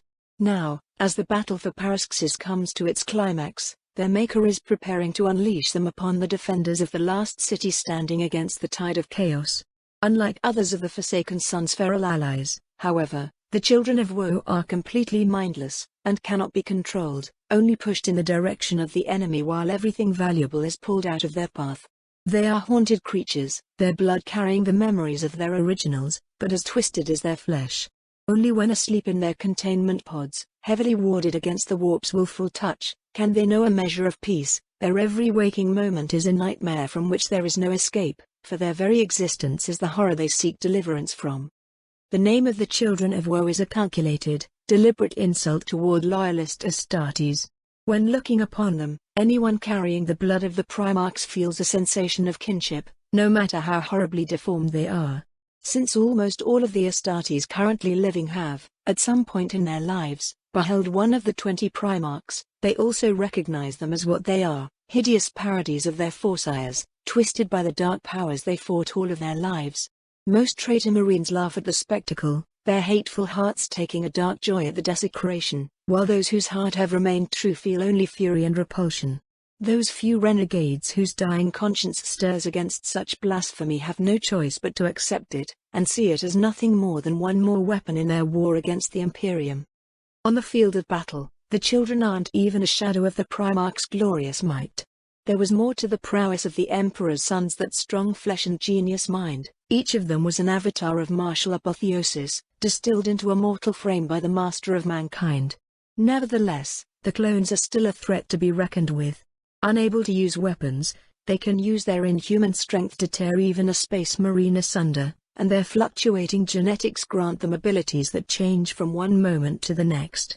When they are awake, the raw agony that emanates from them can force psychers to their knees, and the visceral horror of facing them can make even the bravest of humans turn his back and flee. Even non-psychic space marines can feel the horror of their condition, and this will only amplify their rage in the face of such sacrilege. Paranether is eager to see how his creations fare against the sons of Calth, but, unbeknownst to him, he is far from being the only one. All over Paraxis, the word of Archon had echoed. From the mighty captains of the Forsaken Sons to the lowly slaves that worked in the factories of conquered hives, all had heard the call of the Awakened One. The time had come, at long last, to march on the final bastion of resistance on the planet, to crush the Loyalists once and for all and cast down all those who served the false emperor. Asthena would fall, and all who followed chaos would take part in it. From the south came the legions of pestilence and death. Talaxorn opened its gates, and from the blighted Hive City came the most numerous of the armies that now converged upon the last redoubt of the Sons of Calth and their mortal allies. 500 million plague zombies had left the walls of the fallen hive, and they advanced north like a tide of rotting, moaning flesh. Their numbers stretched out to the horizon, covering the plains as they staggered forward, pushed by the will of their dark masters. Small towns in the path of this tide were reduced to rubble in its wake, and while it left behind it thousands of broken corpses every day, such losses were but a drop in the ocean. Such was the sheer momentum of the undead horde that the remnants of hundreds of destroyed plague zombies were still advancing, trapped in the press of their comrades in damnation. It was beautiful, mused Farad the Reborn as he watched the march of his children. A great parade of plague, with maggots feasting on the entrails of the risen dead before growing too fat and falling to the ground, where they were crushed underfoot by the millions that came after their former host. In that way, the ground itself was infused with the touch of Grandfather Nurgle in the wake of the army. Little demons rose from the pulped remains, and ran behind the horde with reckless glee, their small legs paining to keep up even with the slow gait of the plague zombies. Several dozens of his more blessed children followed behind the army to pick up the Nurglings that were too exhausted to carry on. They then put them into big bags that inevitably fell apart when one too many demon was forced inside, or the decay radiating from the Plague-Borne damaged the fabric beyond the point where it could bear the strain. Then the Nurgling would run ahead again, rested, and their former carrier would laugh and search for a new bag. It warmed Farad's insides to watch them, although perhaps that was one of the new fevers with which his patron had rewarded him for his good work in Talaxorn. He had so many different brains inside his body, some biological and some mechanical, that it was difficult to know. The blessings of Nurgle flowed through all of them, giving him glorious visions of the garden that he had attempted to replicate on the moon. With a chuckle that translated through one of his Vox speakers as a blurt of scrap code, the former Archmagus shook his head. How naive he had been, to believe anyone could emulate the divine skill and eternal work of Grandfather. But Nurgle had been pleased by his attempt nonetheless, and had given him a chance to further his work on Paraxis. Talaxorn had become a wonder, a single seed of disease that had bloomed into a true jungle of pestilence. This walk too was a show of devotion to Nurgle, the devastation left behind and the joy of both Nurglings and Plague-Borne pleasing to the god of life and death. Yet all of his work so far was only a prelude, a way for him to practice his craft for the true test of his worth. Even now, with hundreds of kilometers still to walk, he could see his goal on the horizon. Asthena shone in his altered optics, burning with the fire of life and strength. Hope and defiance radiated from it, and the Reborn felt a shudder of anticipated joy as he imagined what wonders he could craft from such materials. The defenders of Asthena had seen their world fall apart around them, the humans recently, the Space Marines years ago. They were trapped in warp storm, on a world overrun with signs of the ruinous powers, and had no way of escaping the planet whatsoever. Yet still they endured, and dared to challenge the odds stacked against them. Farad admired such spirit. It was the reason he had let the last survivors of Talaxorn escape. Nurgle grew strong on broken hope, but for despair and acceptance of the inevitable to be possible, there had to be hope in the first place. The grandfather did not despise those who opposed him. Their resistance was a natural part of the cycle of life and decay.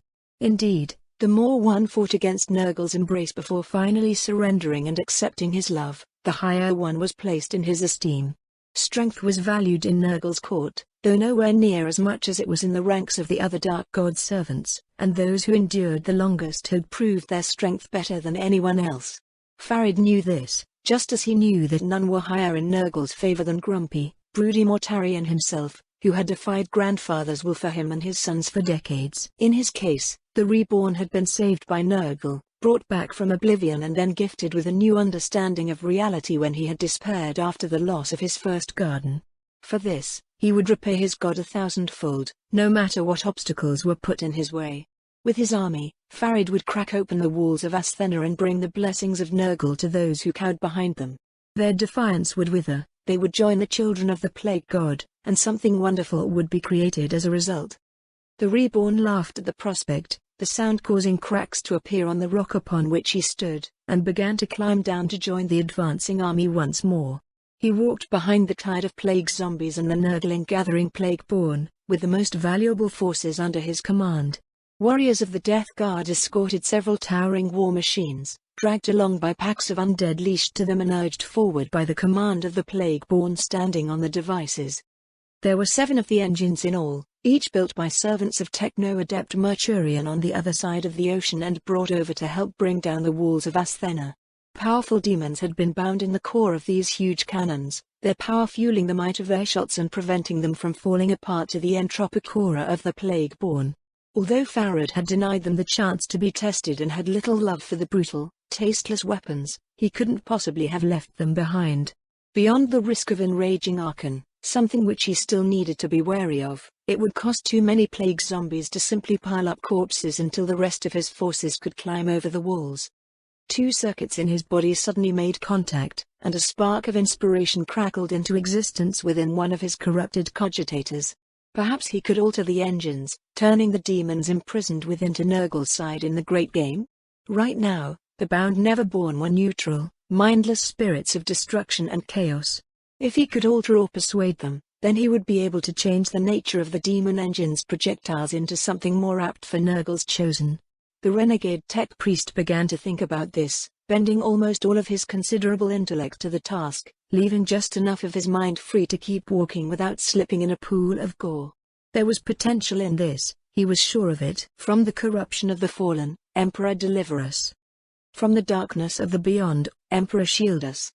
From the lies of the false gods, Emperor protect us. From the hells of the unfaithful, Emperor save us. The man bowed deeply before the icon as he finished his prayer.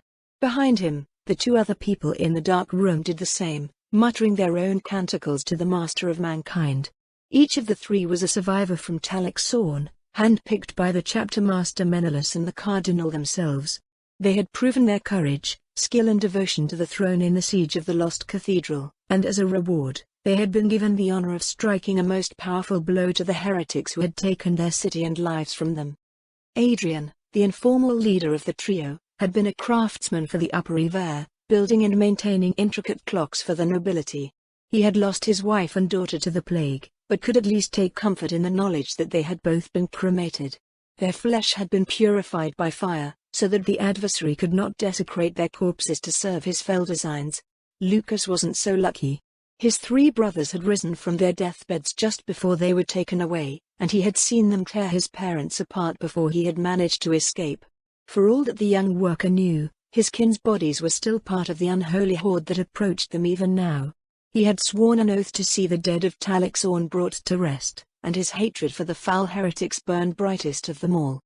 The last of those who had been chosen was called Taurus.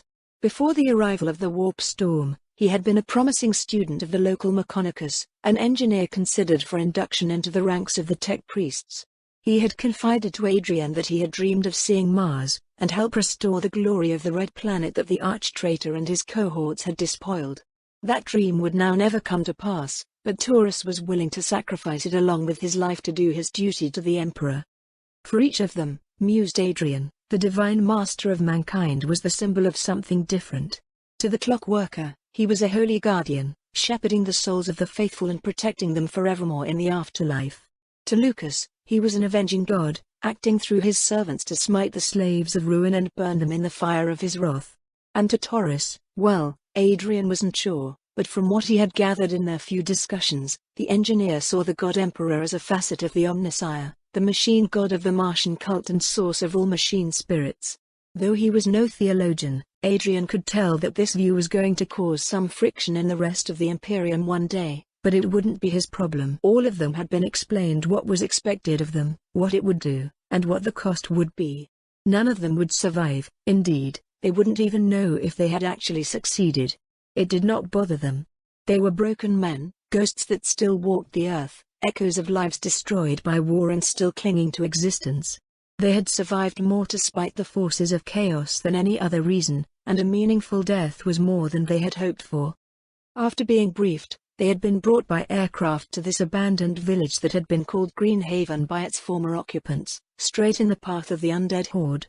According to the intelligence they had been given, the village had been the theater of a small-scale battle between the Sons of Calth and a group of deranged cultists. While the victory of the Space Marines had been as crushing as could be expected, the town's surviving inhabitants had been evacuated to Asthena weeks ago.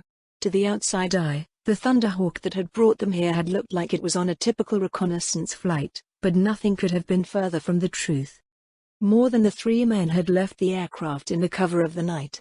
They had taken refuge in a cave, set up what they needed to perform their task, and begun to wait.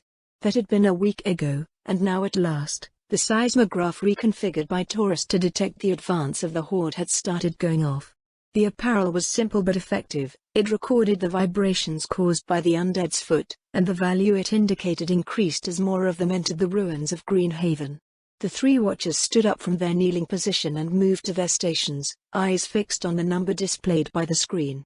The moment it went down, just after the peak of the undead presence, they would activate the other device they had brought with them.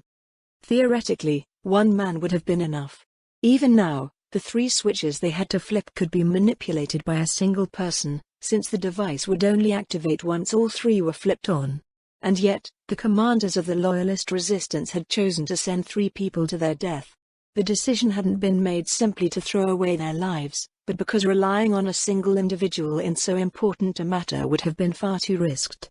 Although all 3 had been screened for corruption by medics, priests and librarians alike and proved their devotion to the throne, there was no telling what several days alone could do to a person on a world within the throes of a warp storm. With a duo, a corrupted soul could overpower the other, but 3 people guaranteed that the device would be activated at the appropriate time. Adrian fixed the number, his hand tightening around the handle of the switch. He could hear his heartbeat increasing its rhythm, the sound almost drowning out the device's constant humming now that it had been taken off standby.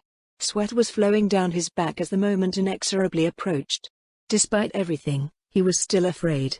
His mind and soul may have accepted and embraced his fate, but his body still rebelled at the imminence of death. He thought of his wife and daughter, and took a deep breath. Soon he would be reunited with them.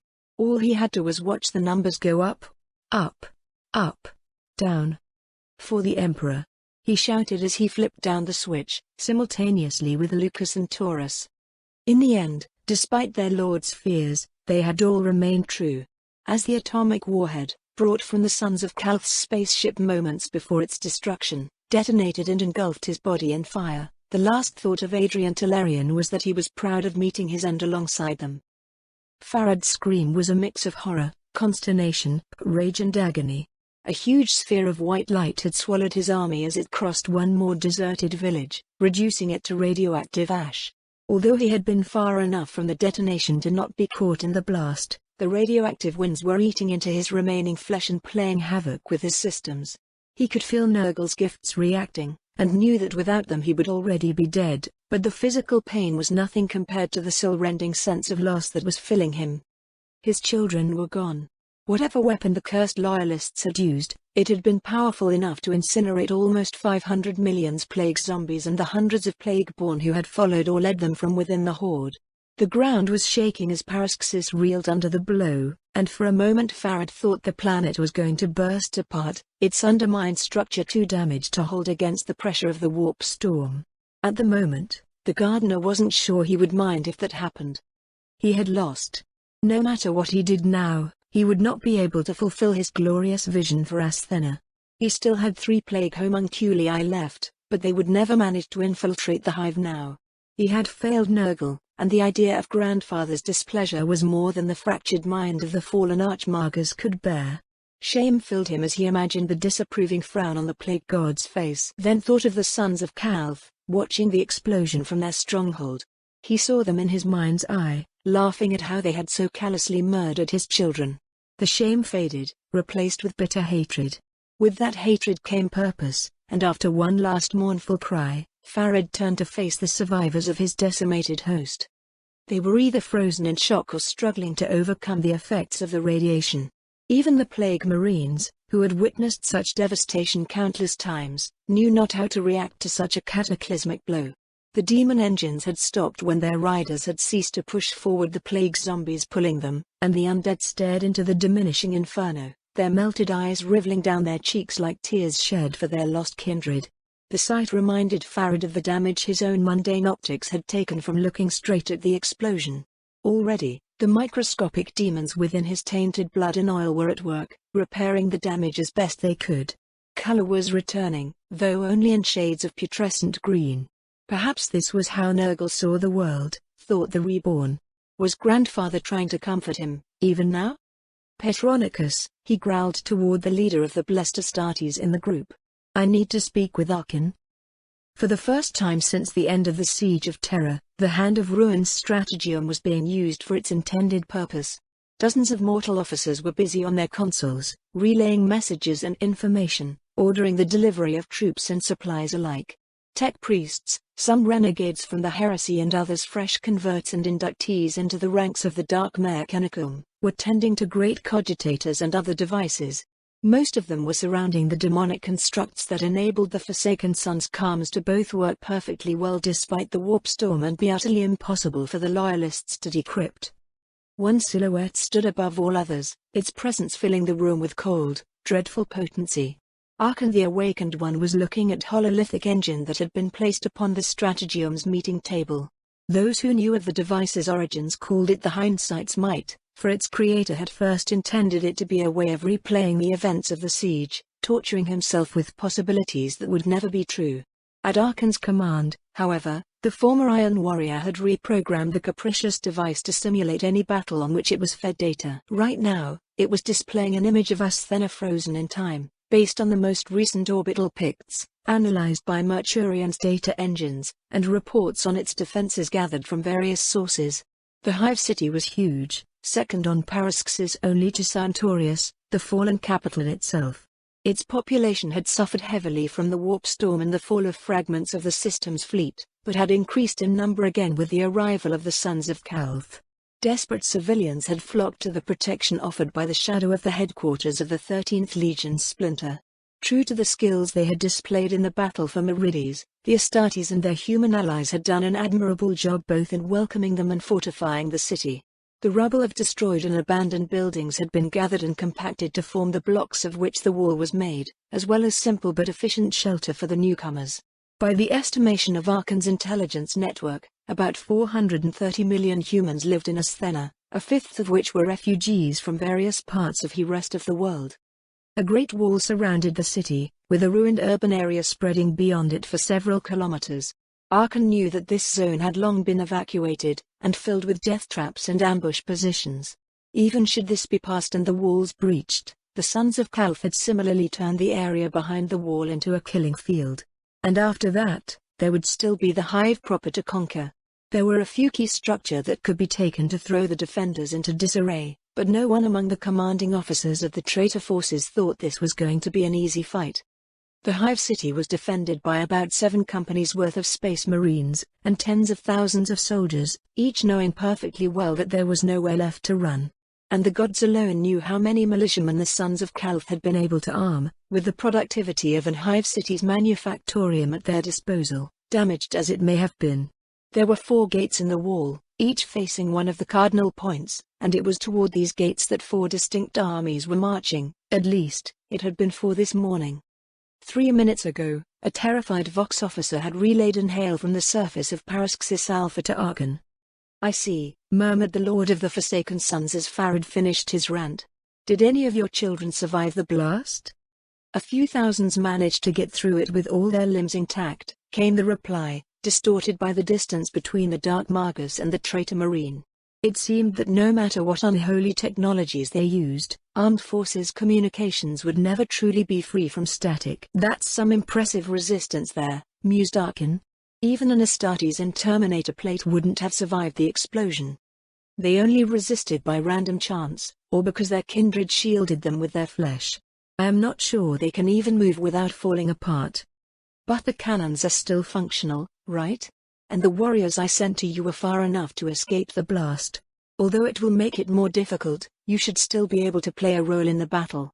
Unless you want to turn back and return to Talaxorn?" A stream of invectives and curses came from Farad's end as the corrupt Archmagus swore to bring unprecedented agonies to those responsible for the destruction of his children. "That's what I thought. Gather your forces, and make way to Asthena. I am sending you another road to avoid the radioactive wasteland. Be more careful of ambushes in the future, Farad." The Vox channel was shut without a reply. Archon suspected it had been Petronicus' decision, in order to avoid risking the Reborn angering him with another stream of complaints and curses. For all the cold-mindedness of the Adeptus Mechanicus and the apparent bonhomie of the disciples of the Plague God, their true nature was as vindictive as any of the God of Change's own chosen. They may preach of the acceptance of the inevitable, but when things didn't go their way, their fury was no lesser than that of the disciples of Khorne themselves. By the time they reached Asthena, thought Archon, the rage of Farad should have abated somewhat, turning from the raging inferno it was right now to cold, deep resentment. That was good. He could always do with his forces hating the enemy a bit more. Besides, he no longer had to worry about Farad getting ideas above his station among the Forsaken Sons' allies. He knew that the Scions of Nurgle were obsessive in their pursuit of decay, and he had made several plans to deal with the Reborn in case he refused to follow his instructions and turned the considerable might of his now destroyed host against the traitor Marines. Orbital bombardment had been one of the few solutions to that problem, but it would almost surely involve the destruction of Paraxis Alpha, so unstable was the planet. Now, though it had been a gamble whether or not the world would survive, the horde of plague zombies was reduced to a more manageable size. That almost made him want to thank the loyalist commanders, though he knew they would not appreciate it. It also made him respect them more. They had been willing to risk the destruction of the planet they were on, and the death of all those they were defending, in order to make sure they had a chance to survive the upcoming conflict. The hand of ruin scanners had picked up the tectonic upheaval that had followed the blast. Mountains had been shattered as the world suffered, great canyons forming as far as the other side of the planet. Buildings had collapsed across all Hive cities held by forces under Archon's control, reports flowing into his center of command. Doubtlessly, there had been some damage in Asthena too, but the explosion had still been a net benefit to the Loyalists. Without the hordes of undead to swarm the defenders, the assault on Asthena would be far more difficult. Archon took a look at another screen, displaying a map of Paraxis Alpha and the current advance of the 4 armies. Quickly, his mind calculated the new path Farad's remaining troops would have to follow, and the delay this would cause. He then lowered his gaze toward the rows of Vox officers, not addressing any of them in particular. "Send a message to the commanders of the northern, eastern and western armies. Tell them to slow down the advance of their troops to delay their arrival by 5 days. All must arrive at the same time, lest our enemy strike preemptively against them." A chorus of fearful acknowledgments answered him as the humans began to relay his orders. Not paying them any further attention, knowing that his will would be done, Archon returned his focus on the hindsight's might, resetting the simulation with a single pulse of his armor's systems. With a few more manipulations, the size of the simulated horde of undead was reduced to what Farad had reported, and a new strategy implemented. At once, the holographic forces besieging the virtual city began their approach anew. Projected casualties figures appeared as soon as the first units made contact, going up vertiginously fast as the most costly part of any siege, the first breach on the wall, unfolded. Coldly, Arkan watched as images of his warriors died in droves, butchered by loyalist blades and guns. The awakened one could almost feel the malign intelligence within the holographic device, and the pleasure it took in making him watch the devastation wreaked upon his followers. "Restart simulation," said Arkan sharply as the numbers of dead passed the point beyond which conquering the city became a waste of troops. New parameters. 2 weeks had passed since the Loyalists' devastating blow against the legions of Plague. Standing on the parapet of the Hive City's wall, Chapter Master Menelaus Chiron watched as, at long last, the forces of chaos reached the former border of the city. From the north, the south, the east and the west, the legions of the Lost and the Damned formed black stain on the horizon, with great engines of war towering above the rank and file. The Chapter Master was fully clad in his armor. Since the arrival of the chapter to Paraxis and his unexpected rise in the ranks after the ignominious death of his predecessor, the few tech marines who had come to the Hive City with him had worked on his captain's battle plate to make it something worthy of a space marine lord. Though Menelaus had thought there were more pressing use of their skills, he had been convinced by his counselors to let them do so, on the grounds that the humans under their protection and command would take comfort in such a display, and that as commander of the loyalist forces on the planet, his life needed more protection than ever before. His reforged armor was as much a work of art as a tool of war. Gems gifted by this world's Spire-born had been arranged on his shoulder pad in the shape of the Sons of Calth's emblem, and gold filigrees had been used to engrave words of strength and fortitude. The armor's inner workings had been carefully maintained, allowing Menelaus to move with a fluidity previously unknown to him. The crest of Chapter Master had been added to his helmet, marking him as a leader to ally and enemy alike, a necessary evil in prevision of the times when Vox communication was unavailable and orders could only be given face to face. The power sword Silversong hung at his hip, waiting to be drawn, while a plasma pistol was suspended on the other side of the Chapter Master's belt. The sound of feet on the wall's stones made Menelaus turn his gaze from the assembling chaos armies. Next to him stood a man wearing a simple white robe, with a stylized eye encrusted with a skull hanging from a pendant around his neck. In his hands, he held a staff that was as much a sign of his office as it was a walking aid. Forged in silver and gold, the staff contrasted greatly with the humble appearance of the man, and was crowned with the same sigil as the one on the man's pendant. There was Acarus Tranos, Cardinal of Paraxis Alpha, leader of the priestly order and thought by many to be the Emperor's voice on the planet. Behind him, staying some distance away from the Space Marine and the man, was a group of priests.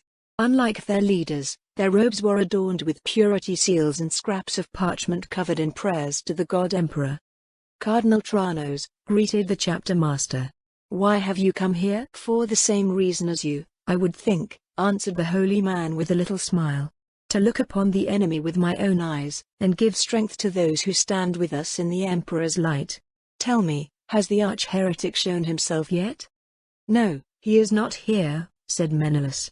"The coward hides on his ship, refusing to face us himself." "No," replied Acarus, shaking his head. "He will come soon. He needs to be here, his men must see him lead. These traitors only respect strength, Menelaus. They have lost all other values." The Space Marine grunted non-committally.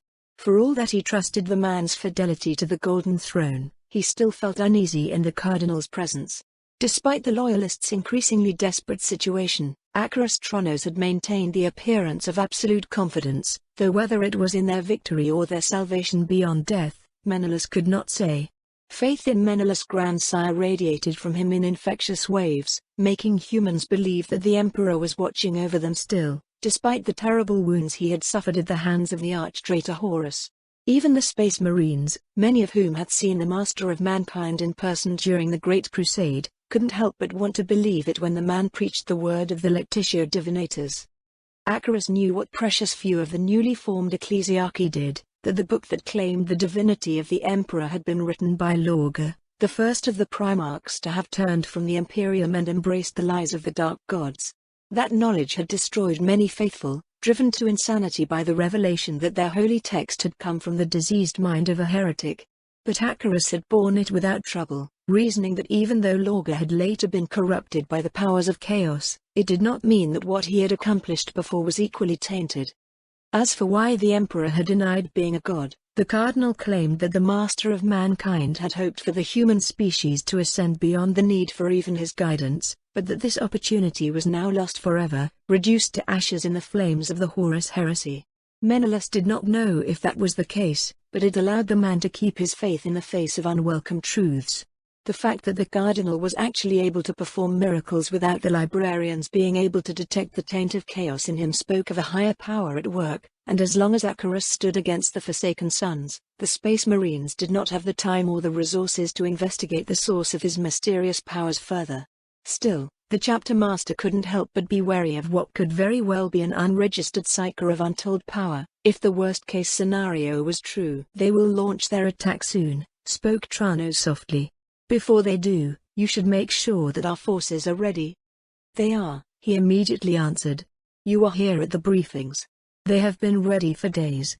I am not talking about their weapons, nor about their training. I am talking about their hearts.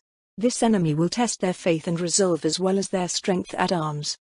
Within the confines of his helmet, Menelaus sighed. Unlike Patroclus, his predecessor, he was no great orator. He had led his company through his tactical acumen and the bonds of brotherhood that linked him with the other Astartes, but had had little experience dealing directly with humans before he had arrived on this besieged world. But Patroclus had named him his heir, in the moments before his death, and he would do all he could to vindicate the man's choice. "Look," he said to all those within hearing range, while his armor's Vox systems transmitted his words to speakers arranged on the whole length of the battlements. "The enemy is here, at long last. They come in numbers, greater than ours. They need to do so, and do you know why? Because, in the darkest depths of their damned souls, they know they cannot match us in a fair fight. They know that their betrayals have made them weak, have tainted them forevermore and dragged them down into the galaxy's refuse. And so they come, driven by hatred for all those who still possess what they foolishly threw away for the false promises of the warp. But you shall stand against them, under the Emperor's gaze, and you shall not do so alone. Me and my brothers have come from far away to help you. We have marched for Makridge," declared the chapter master, "and fought for Calth. We have waged war against the spawn of chaos on 100 worlds, and on each of them we have been triumphant. Today, we, the sons of Guilliman, stand at your side against the darkness, for Asthena and Paraxis." A roar arose from the ranks of human soldiery in response, and Menelaus felt his heart tighten at the knowledge that very few of them, if any, would survive the coming battle. But they would fight with courage and honor, and to their very last breath. They would make the enemy pay for each meter of ground, for each breach in the walls. And though no price the traitors could pay would ever be enough for even a drop of faithful blood, it would still be a victory of sorts. "Come on then," he murmured toward the assembled hordes, too low for anyone to hear. "If you want this world, come and take it." Tarox watched the legions of the lost and the damned as they approached Asthena from the west. Tens of thousands of chaos cultists were drawing near the vague demarcation between the countryside, ravaged by freak storms, minor demons and blood-crazed wretches, and what the servants of the Emperor called, with a bitter irony, the graveyard. It was there, in the ruins surrounding the fortified city, that the first stage of the battle for Asthena would be waged. All across the expanse of torn-down buildings, dozens of squads similar to Tarox's own were hiding, prepared to ambush the 4 different armies that had come to besiege the last free city of Paraxis. The former navy captain didn't envy those who would face the Eastern Army, which was composed of the Forsaken Sons themselves. Then again, he didn't envy those in the south, who would have to deal with the remaining plague zombies of Talaxorn, or in the north, where the poor bastards would have to fight against the monsters that had destroyed Nalimos and turned its population into not just slaves, but resources. Come to think of it, his own posting wasn't especially better, but at least he knew that the ones he was to face and kill were in his league in this war for control of the system. The army that faced the western gate of Asthena was an army only in that its purpose was conquest and destruction. It had none of the uniformity that most armed forces in the galaxy's long, bloody history had shared, none of the comradeship that had united any of them which Tarox felt comfortable thinking of as a true army. About 10 different groups were gathered at the edge of the circle of ruins that surrounded the wall, and through the lens of his binoculars Tarox could see that they kept their distances with each other. Though they had been forced into unity by the iron grip of the Forsaken Sons, trust among the heretics was a myth, each of their leaders eager to claim glory and recognition in the eyes of their masters for himself alone. Tarox had heard the Sons of Calth talking about this among themselves. It seemed that it was in the very nature of chaos that its followers were ever at odds with one another. The dark gods they served were locked in an eternal war, and their slaves were pawns in this conflict, sacrificed by the malevolent and insane sentiences that ruled over the hellish depths of the Immaterium. Only in the greatest endeavors did the ruinous powers ever put aside their differences. The heresy had been such an event, but even then the forces of chaos had been unable to work together. Terror had been saved in no small part due to the traitor sons of the Third Legion largely not taking part in the assault on the Imperial Palace, instead seeking to satisfy the twisted desires that their new allegiance had forced upon their once noble souls. Lies and betrayal were the way of chaos, and it was the inevitable fate of evil to destroy itself if it endured too long on its own. Here, however, a greater will was at work, that of Archon, the so-called Awakened One, greatest among traitors, master of the Forsaken Sons and unchallenged ruler of all servants of chaos in the system. Like his father the arch-traitor Horus before him, with supreme ruthlessness and the cunning to match, the Chaos Lord had united the various factions of Parax's cultists into the army that marched on Asthena from the west.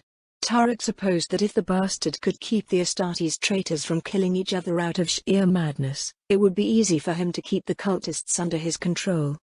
Intelligence reports indicated that a command structure had been established at the Arch-Traitor Command, with a supreme leader nominated by the Chaos Marines to command the mortal components of the army, while the group of Astartes accompanying the host advanced at its own pace.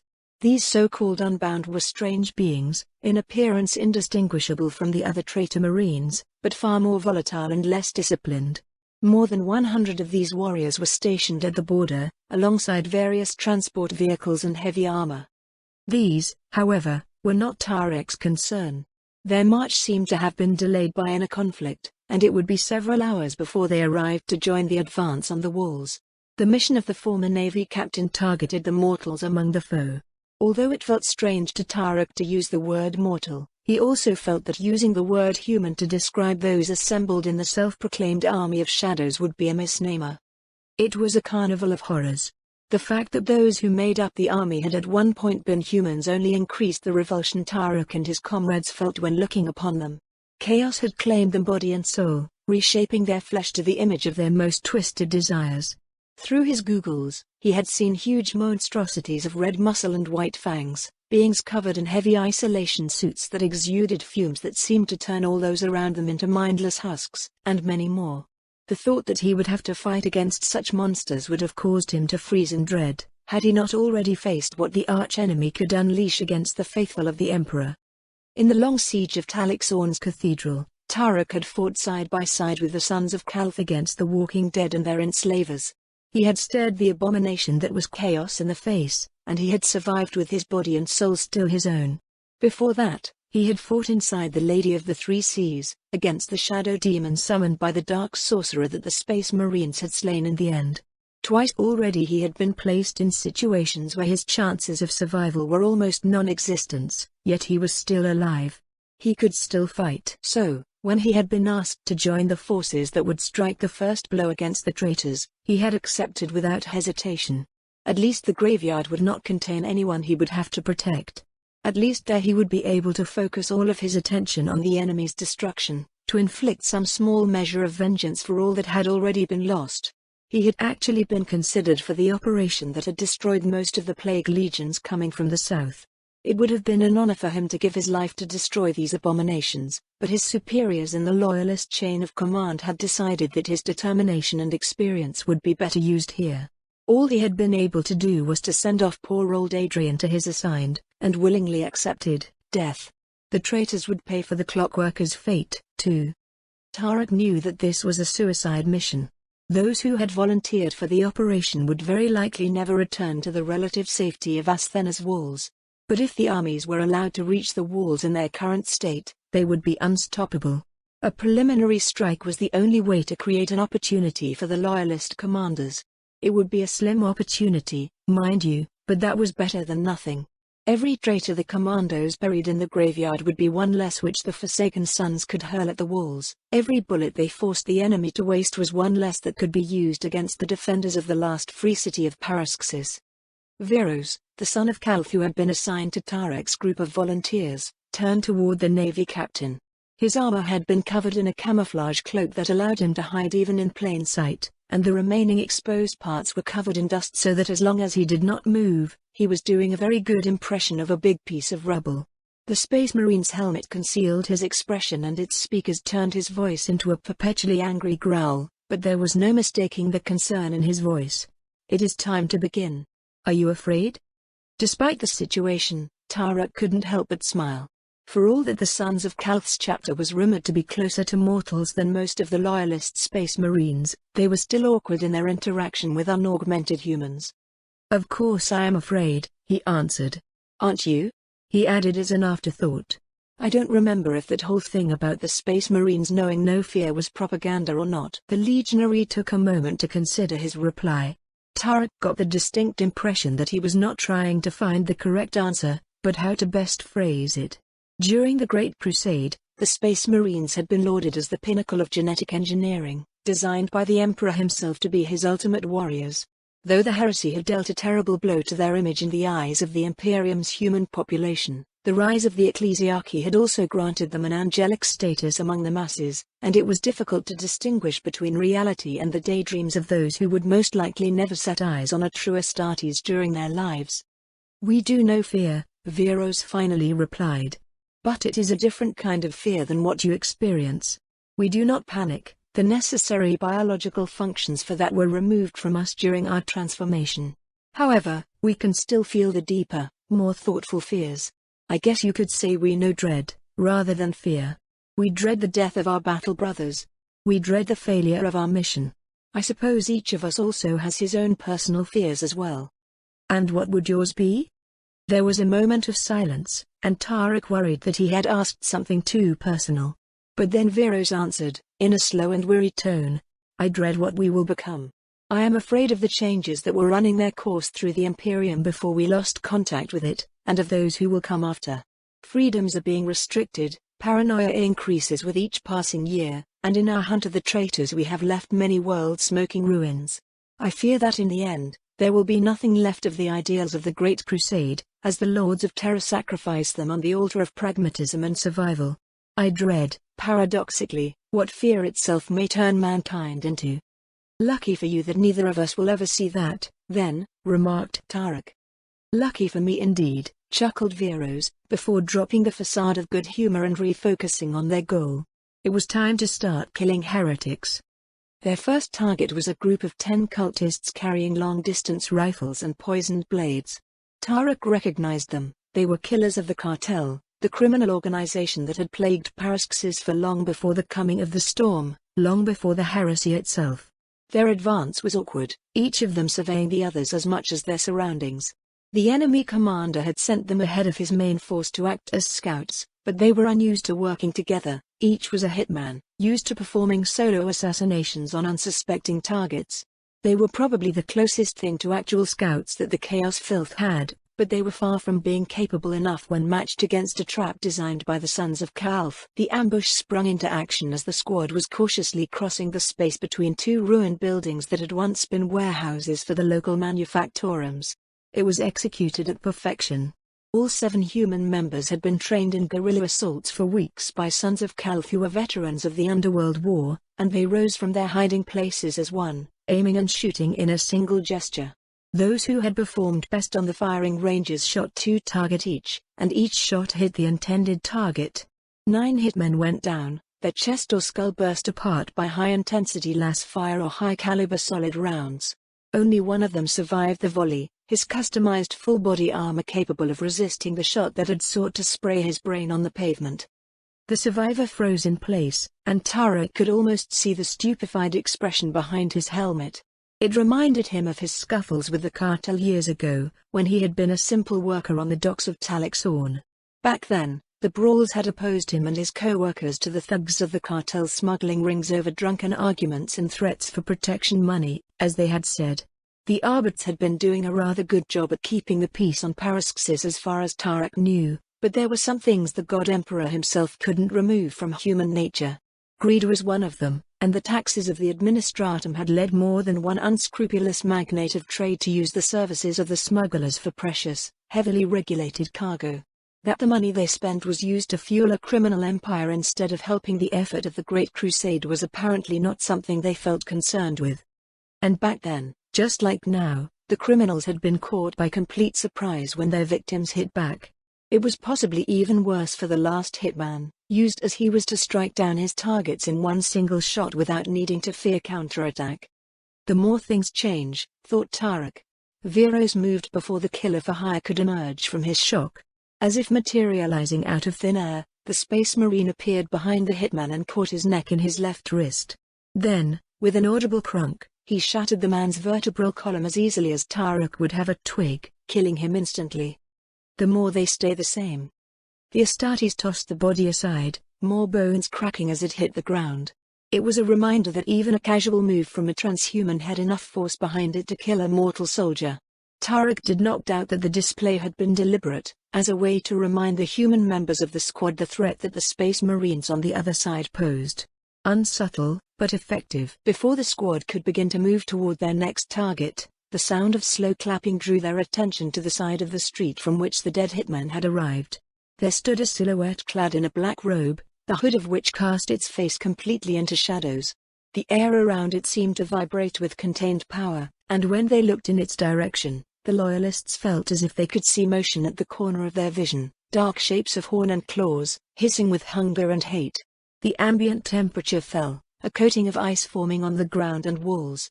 A word passed through their minds, Psyker. "Well done," said the silhouette in a voice that was definitely male. It was also calm and cultivated, with barely a hint of the lunacy of its owner. "I am the prophet in rags," continued the renegade with a shallow, mocking bow. "And though I have no love for these fools of the cartel, I am afraid my allegiance to the Accords demand that I kill you all now." Veros rushed toward the Psyker, moving faster than any Space Marine Tarox had ever seen, faster than he would have believed possible. But before he could reach his prey, the prophet casually lifted his right hand in the Astartes' direction, and a wave of kinetic force slammed into Veros, cancelling the momentum of his charge and sending him flying through the nearest wall. The rest of the squad did not freeze in place. They had all faced the impossible before, and though the power displayed by the present foe surpassed what most of them had ever seen, they still knew that staying here would be a death sentence, and, worse, a useless sacrifice. They scattered in groups of 1 or 2, running through the labyrinthine streets toward pre-planned retreats and hiding places. Tarox ran alone, and before long, he heard the mocking laughter of the Psyker behind him. It appeared that he had been the one the renegade had chosen to follow. A moment later, he felt a wave of sickness pass through him, nearly making him fall over before it dissipated. When it did, the sounds of the rest of the city had gone silent. "I do not want anyone to disturb this little game," said the prophet leisurely. "I can see your soul, little man. It burns bright with defiance, but it is still so small. Do you really think you can push back the darkness with so weak a candle?" "Shut up," murmured Tarox between his teeth as he kept running. The former Navy captain could hear the footstep of his pursuer clearly in the unnatural silence that severed them from the wider battle. The renegade Psyker was walking slowly, with careful and deliberate steps, but the distance between the two never seemed to increase. Accursed sorcery, thought Tarox. The librarians of the Sons of Calth had only deployed their psychic neutralization field on the other side of the wall, where all the soldiers and civilians were. As much as he understood the meaning of that decision tactically, Tarox still wished they had extended their efforts to include the graveyard right now. "I hear the wailing of the ghosts clinging to your shadow. All those you have lost, all those you saw die, all those you couldn't protect. Truly, you are a perfect reflection of the fools opposing the coming of the new age to this world, Tarox." He could not help it. When he heard his name come out of the creature's mouth, Tarox froze in place, his mind suddenly filled with 100 tales of what the warp-touched could do to you once they knew your true name. Surprisingly, the sound of following steps had also ceased. "Yes," continued the renegade, pensive. "Tarox. That is your name, is it not? The one bestowed upon you by your mother on the night she gave birth to you in this lower hive clinic, just before she died." The warp knows your name, little man." The prophet in rags laughed, and the sound was enough to stir Tarox out of his paralysis and back in motion. "That is hardly uncommon, though," said the Psycholord as he too resumed his slow, reality-bending pursuit.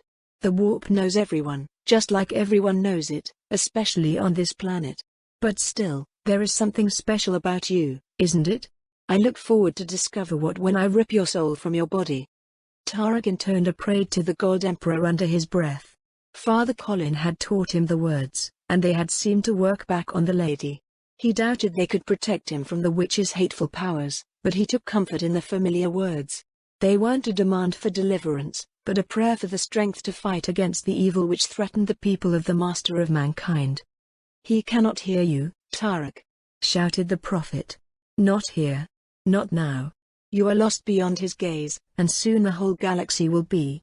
The storm hungers, little man, it screams its appetite into the souls of those willing to hear it, demanding torment to feed it. One day, it will engulf the whole galaxy, and the light of your corpse god will flicker and fade. This is inevitable, written into the stars themselves. The Empire will endure," continued the madman, his tone feverish. "It will resist its downfall for thousands of years to come. But its struggle will only feed the storm. The primordial annihilator grows stronger the more you fight it, Tarox. That's why resistance is futile. Cease running from your fate, little man. Only by embracing it can you possibly survive the coming of chaos." Tarox stopped. The heretic was right on precisely one thing, he realized. If he kept running, all he would achieve was tire himself out further. Though his body was fit, he could already feel the first signs of fatigue settling into his muscles. And since the witch had cut him off from his comrades, that meant that he could not keep buying time until reinforcements came to his rescue. Besides, if he had wanted to fight where help was available, he would have stayed on the walls. His mission was one of preliminary strikes, and here he had an opportunity to confront one of the enemy's leaders. His chances of success were laughably small, but what choice did he have? He would not die on the ground, crawling away from his foe. He was done running. He turned toward the other side of the street, drew his pistol in one hand and his sword in the other, and aimed the barrel of the laser weapon straight at where the prophet would appear. He doubted he would get more than one shot. He didn't even get that. The motion was too fast for Tarox to see it. One moment the prophet in rags was half a dozen meters away, the next he was standing right in front of him. As the Psyker's sudden move ceased, the kinetic energy he had accumulated from the action of defying the laws of physics was violently bled out into the surrounding reality as a kinetic impact lesser than the one that had felled Veros, but more than enough to send Tarox flying and crashing against the wall 3 meters behind him.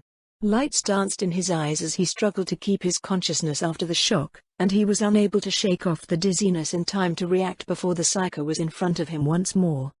"Coward," he was able to spit out, just before the prophet reached out to him, actually moving his arms for the first time since he had joined the battle. "Show me," the Psyker whispered, ignoring Tarox's sweet challenge. "Show me what makes you special in the eyes of the warp." The skeletal hands of the prophet tightened around Tarox's skull, and the Navy captain screamed as he felt the power of the Psycholord pour into his brain, ransacking his mind. Tarox screamed in agony as he felt tendrils of cold fire pierce through his skull, and his perception of the world around him fell apart. Dark fog surrounded him, while his sense of self began to slowly corrode. He found himself in a dark place, lit only by a haze that emanated a weak, sickly light. Before he could look around or think long enough to realize that this was an illusion, a construct of his mind to represent the intrusion of the Chaos Psyker inside his psyche, a silhouette appeared in front of him, feminine and indistinct. It spoke, its voice echoing all around Tarox and walls that were not there. "Tarox? Tarox, come here, let me see you, my son." The woman's voice was familiar, though he had never heard it before, as was her face. Something deep within him reacted to it, some ancient, primal instinct that made him feel safe and secure. It was then that his mind clicked into place, and he recognized the apparition as the mother he had never known, who had died before he had been placed in the care of one of Paraxis' orphanages as a child. Tears ran down his cheeks as he was unable to contain his joy at the sight. And then, a fraction of a second later, that joy was crushed and replaced by sorrow and raw hate as another realization hit him like a hammer blow. His mother was dead. She had been dead for 40 years, her soul gone to whatever afterlife awaited low-grade prostitutes in the underhive. This was not her. He refused to believe that the prophet had the power to pull her spirit back from the grave. This was an illusion. This was a lie. A mirage conjured from the depths of his mind to make him willingly open himself to the psyker's mental intrusion. "How dare you," he whispered, before rage overcame him at the insult and blasphemy. "How dare you?" Anger sharpened his mind, tearing through the fog that had threatened to overcome it. In the wake of his anger came his faith, and he wielded it like a weapon in its own right against the mental assault. Words of prayer and honor came to the fore of his spiritual self, inscribing themselves onto his mind's eye in fiery letters that made the corruptive presence wither in agony. The flames filled his mind, pure and clean, banishing the darkness that was the psyker's influence. Tarox screamed in exultation as he gathered all of his self, all the grief and rage and pain that had accumulated within him since the coming of the warp storm. He fueled the mental fire with these emotions, and the fire grew hot and strong, reaching beyond the confines of Tarox's own psyche and through the link that the prophet had established between himself and his prey. He beheld a mental landscape of nightmares, conjured from every corner of the psyker's memory. Tarox knew that those touched by the warp were haunted by visions of this hellish realm, and that only the procedure of binding to the God Emperor could protect a psyker from the madness of chaos, though even this blessing had its limits. Here, he was looking at the results of a lifetime of wild sorcery, with only the practitioner's willpower protecting him from the depredations of demons. It had clearly not been enough. The mark of the warp was all over the soul of the self-styled sorcerer lord, rendered into blood, fire and shadow. Images of infernal beasts towered above armored bastions representing the last remnants of sanity of the psyker, lashing out at the defenses with fiery whips and claws. The screams of shreds of soul and sentience being tortured eternally resounded amidst the demonic howls, and the sky was ablaze with a storm like the one in the heavens of Paraxis, but boiling with the power of torment untold. On instinct, he forced himself forward. Something was fueling the storm of the psyker's power, he could feel it. Something that didn't belong to chaos, something it had stolen, enslaved, but not broken. He reached out with his mind, and though he was unable to make contact, he felt whatever was on the other side react to his attempt. Though the emotions that emanated from it were entirely different in structure, for lack of a better word, from anything Tarox had ever known, he could still recognize surprise, shock, and even a faint trace of hope. Then the link was brutally severed, casting him back into his body. His vision cleared, and he was once more in the physical world, his head held in between the hands of the prophet in rags. This close, he could see the face that the psyker lord hid beneath his hood, twisted in shock at the escape of Tarox from his soul trap and pain at the effort it had taken to prevent him from actually causing harm into the prophet's psyche. The face itself was nondescript save for the twin trails of blood that fell from the eyes. Had Tarox crossed paths with the prophet in the street, he would have forgotten his existence at the very next step, but there was something that caught the Navy captain's attention. The traitor was wearing a crown of black metal, simple steel forged in a circular pattern. The headgear was encrusted with half a dozen gemstones that shone with an inner light. The stones were beautiful, even if they had been bent to an evil purpose. He knew then that the gems were the physical representation of what he had felt fueling the psyker's energies in the mental realm. Suddenly, the prophet froze. Lightning the color of azure was pouring from the gemstones within his crown and spreading all over his body, blocking his body in place. The gems were glowing with an angry light, and Tarox felt uneasy as he looked upon them. Although nowhere near the level of disgust that the children of chaos inspired him, the stone's light reminded him of the presence he had felt when repelling the prophet's assault on his mind. That presence had called to his primitive instincts as being utterly alien. But whatever the presence within the crown was, and whatever its motives were for turning against its wearer at this very moment, it wasn't of the warp, and it was fighting the prophet. That was all that Tarox needed to know. "No," growled the prophet. "Not now. Not now." "Seems that your little power source is no longer cooperating," said Tarox, trying to coax sensation and strength back into his body. Though he had repelled the intrusion, his flesh had still suffered from the psychic assault. He felt cold, numb and hurt at the same time. Perhaps the numbness was a physical sensation, while the pain was the manifestation of the spiritual damage his self had taken. If he survived, his burning mind noted absently, he would probably need to talk to the librarians and the priests again. There was no telling what this had done to his soul. "You will serve me," snarled the Psyker, no longer addressing Tarox. His eyes were closed and his face twisted in concentration, black sparks emanating from his eyes and mouth and clashing against the blue energy that held him in place. The veins on it turned black as his inner corruption was brought to the fore, and they bulged like he was on the verge of apoplexy. More blood was dripping his eyes now, joined by another rivulet from his nose. He was ranting now, spit flowing from his mouth as he did so. You are mine. All of you are mine. You belong to Chaos now, just like this world and all those upon it.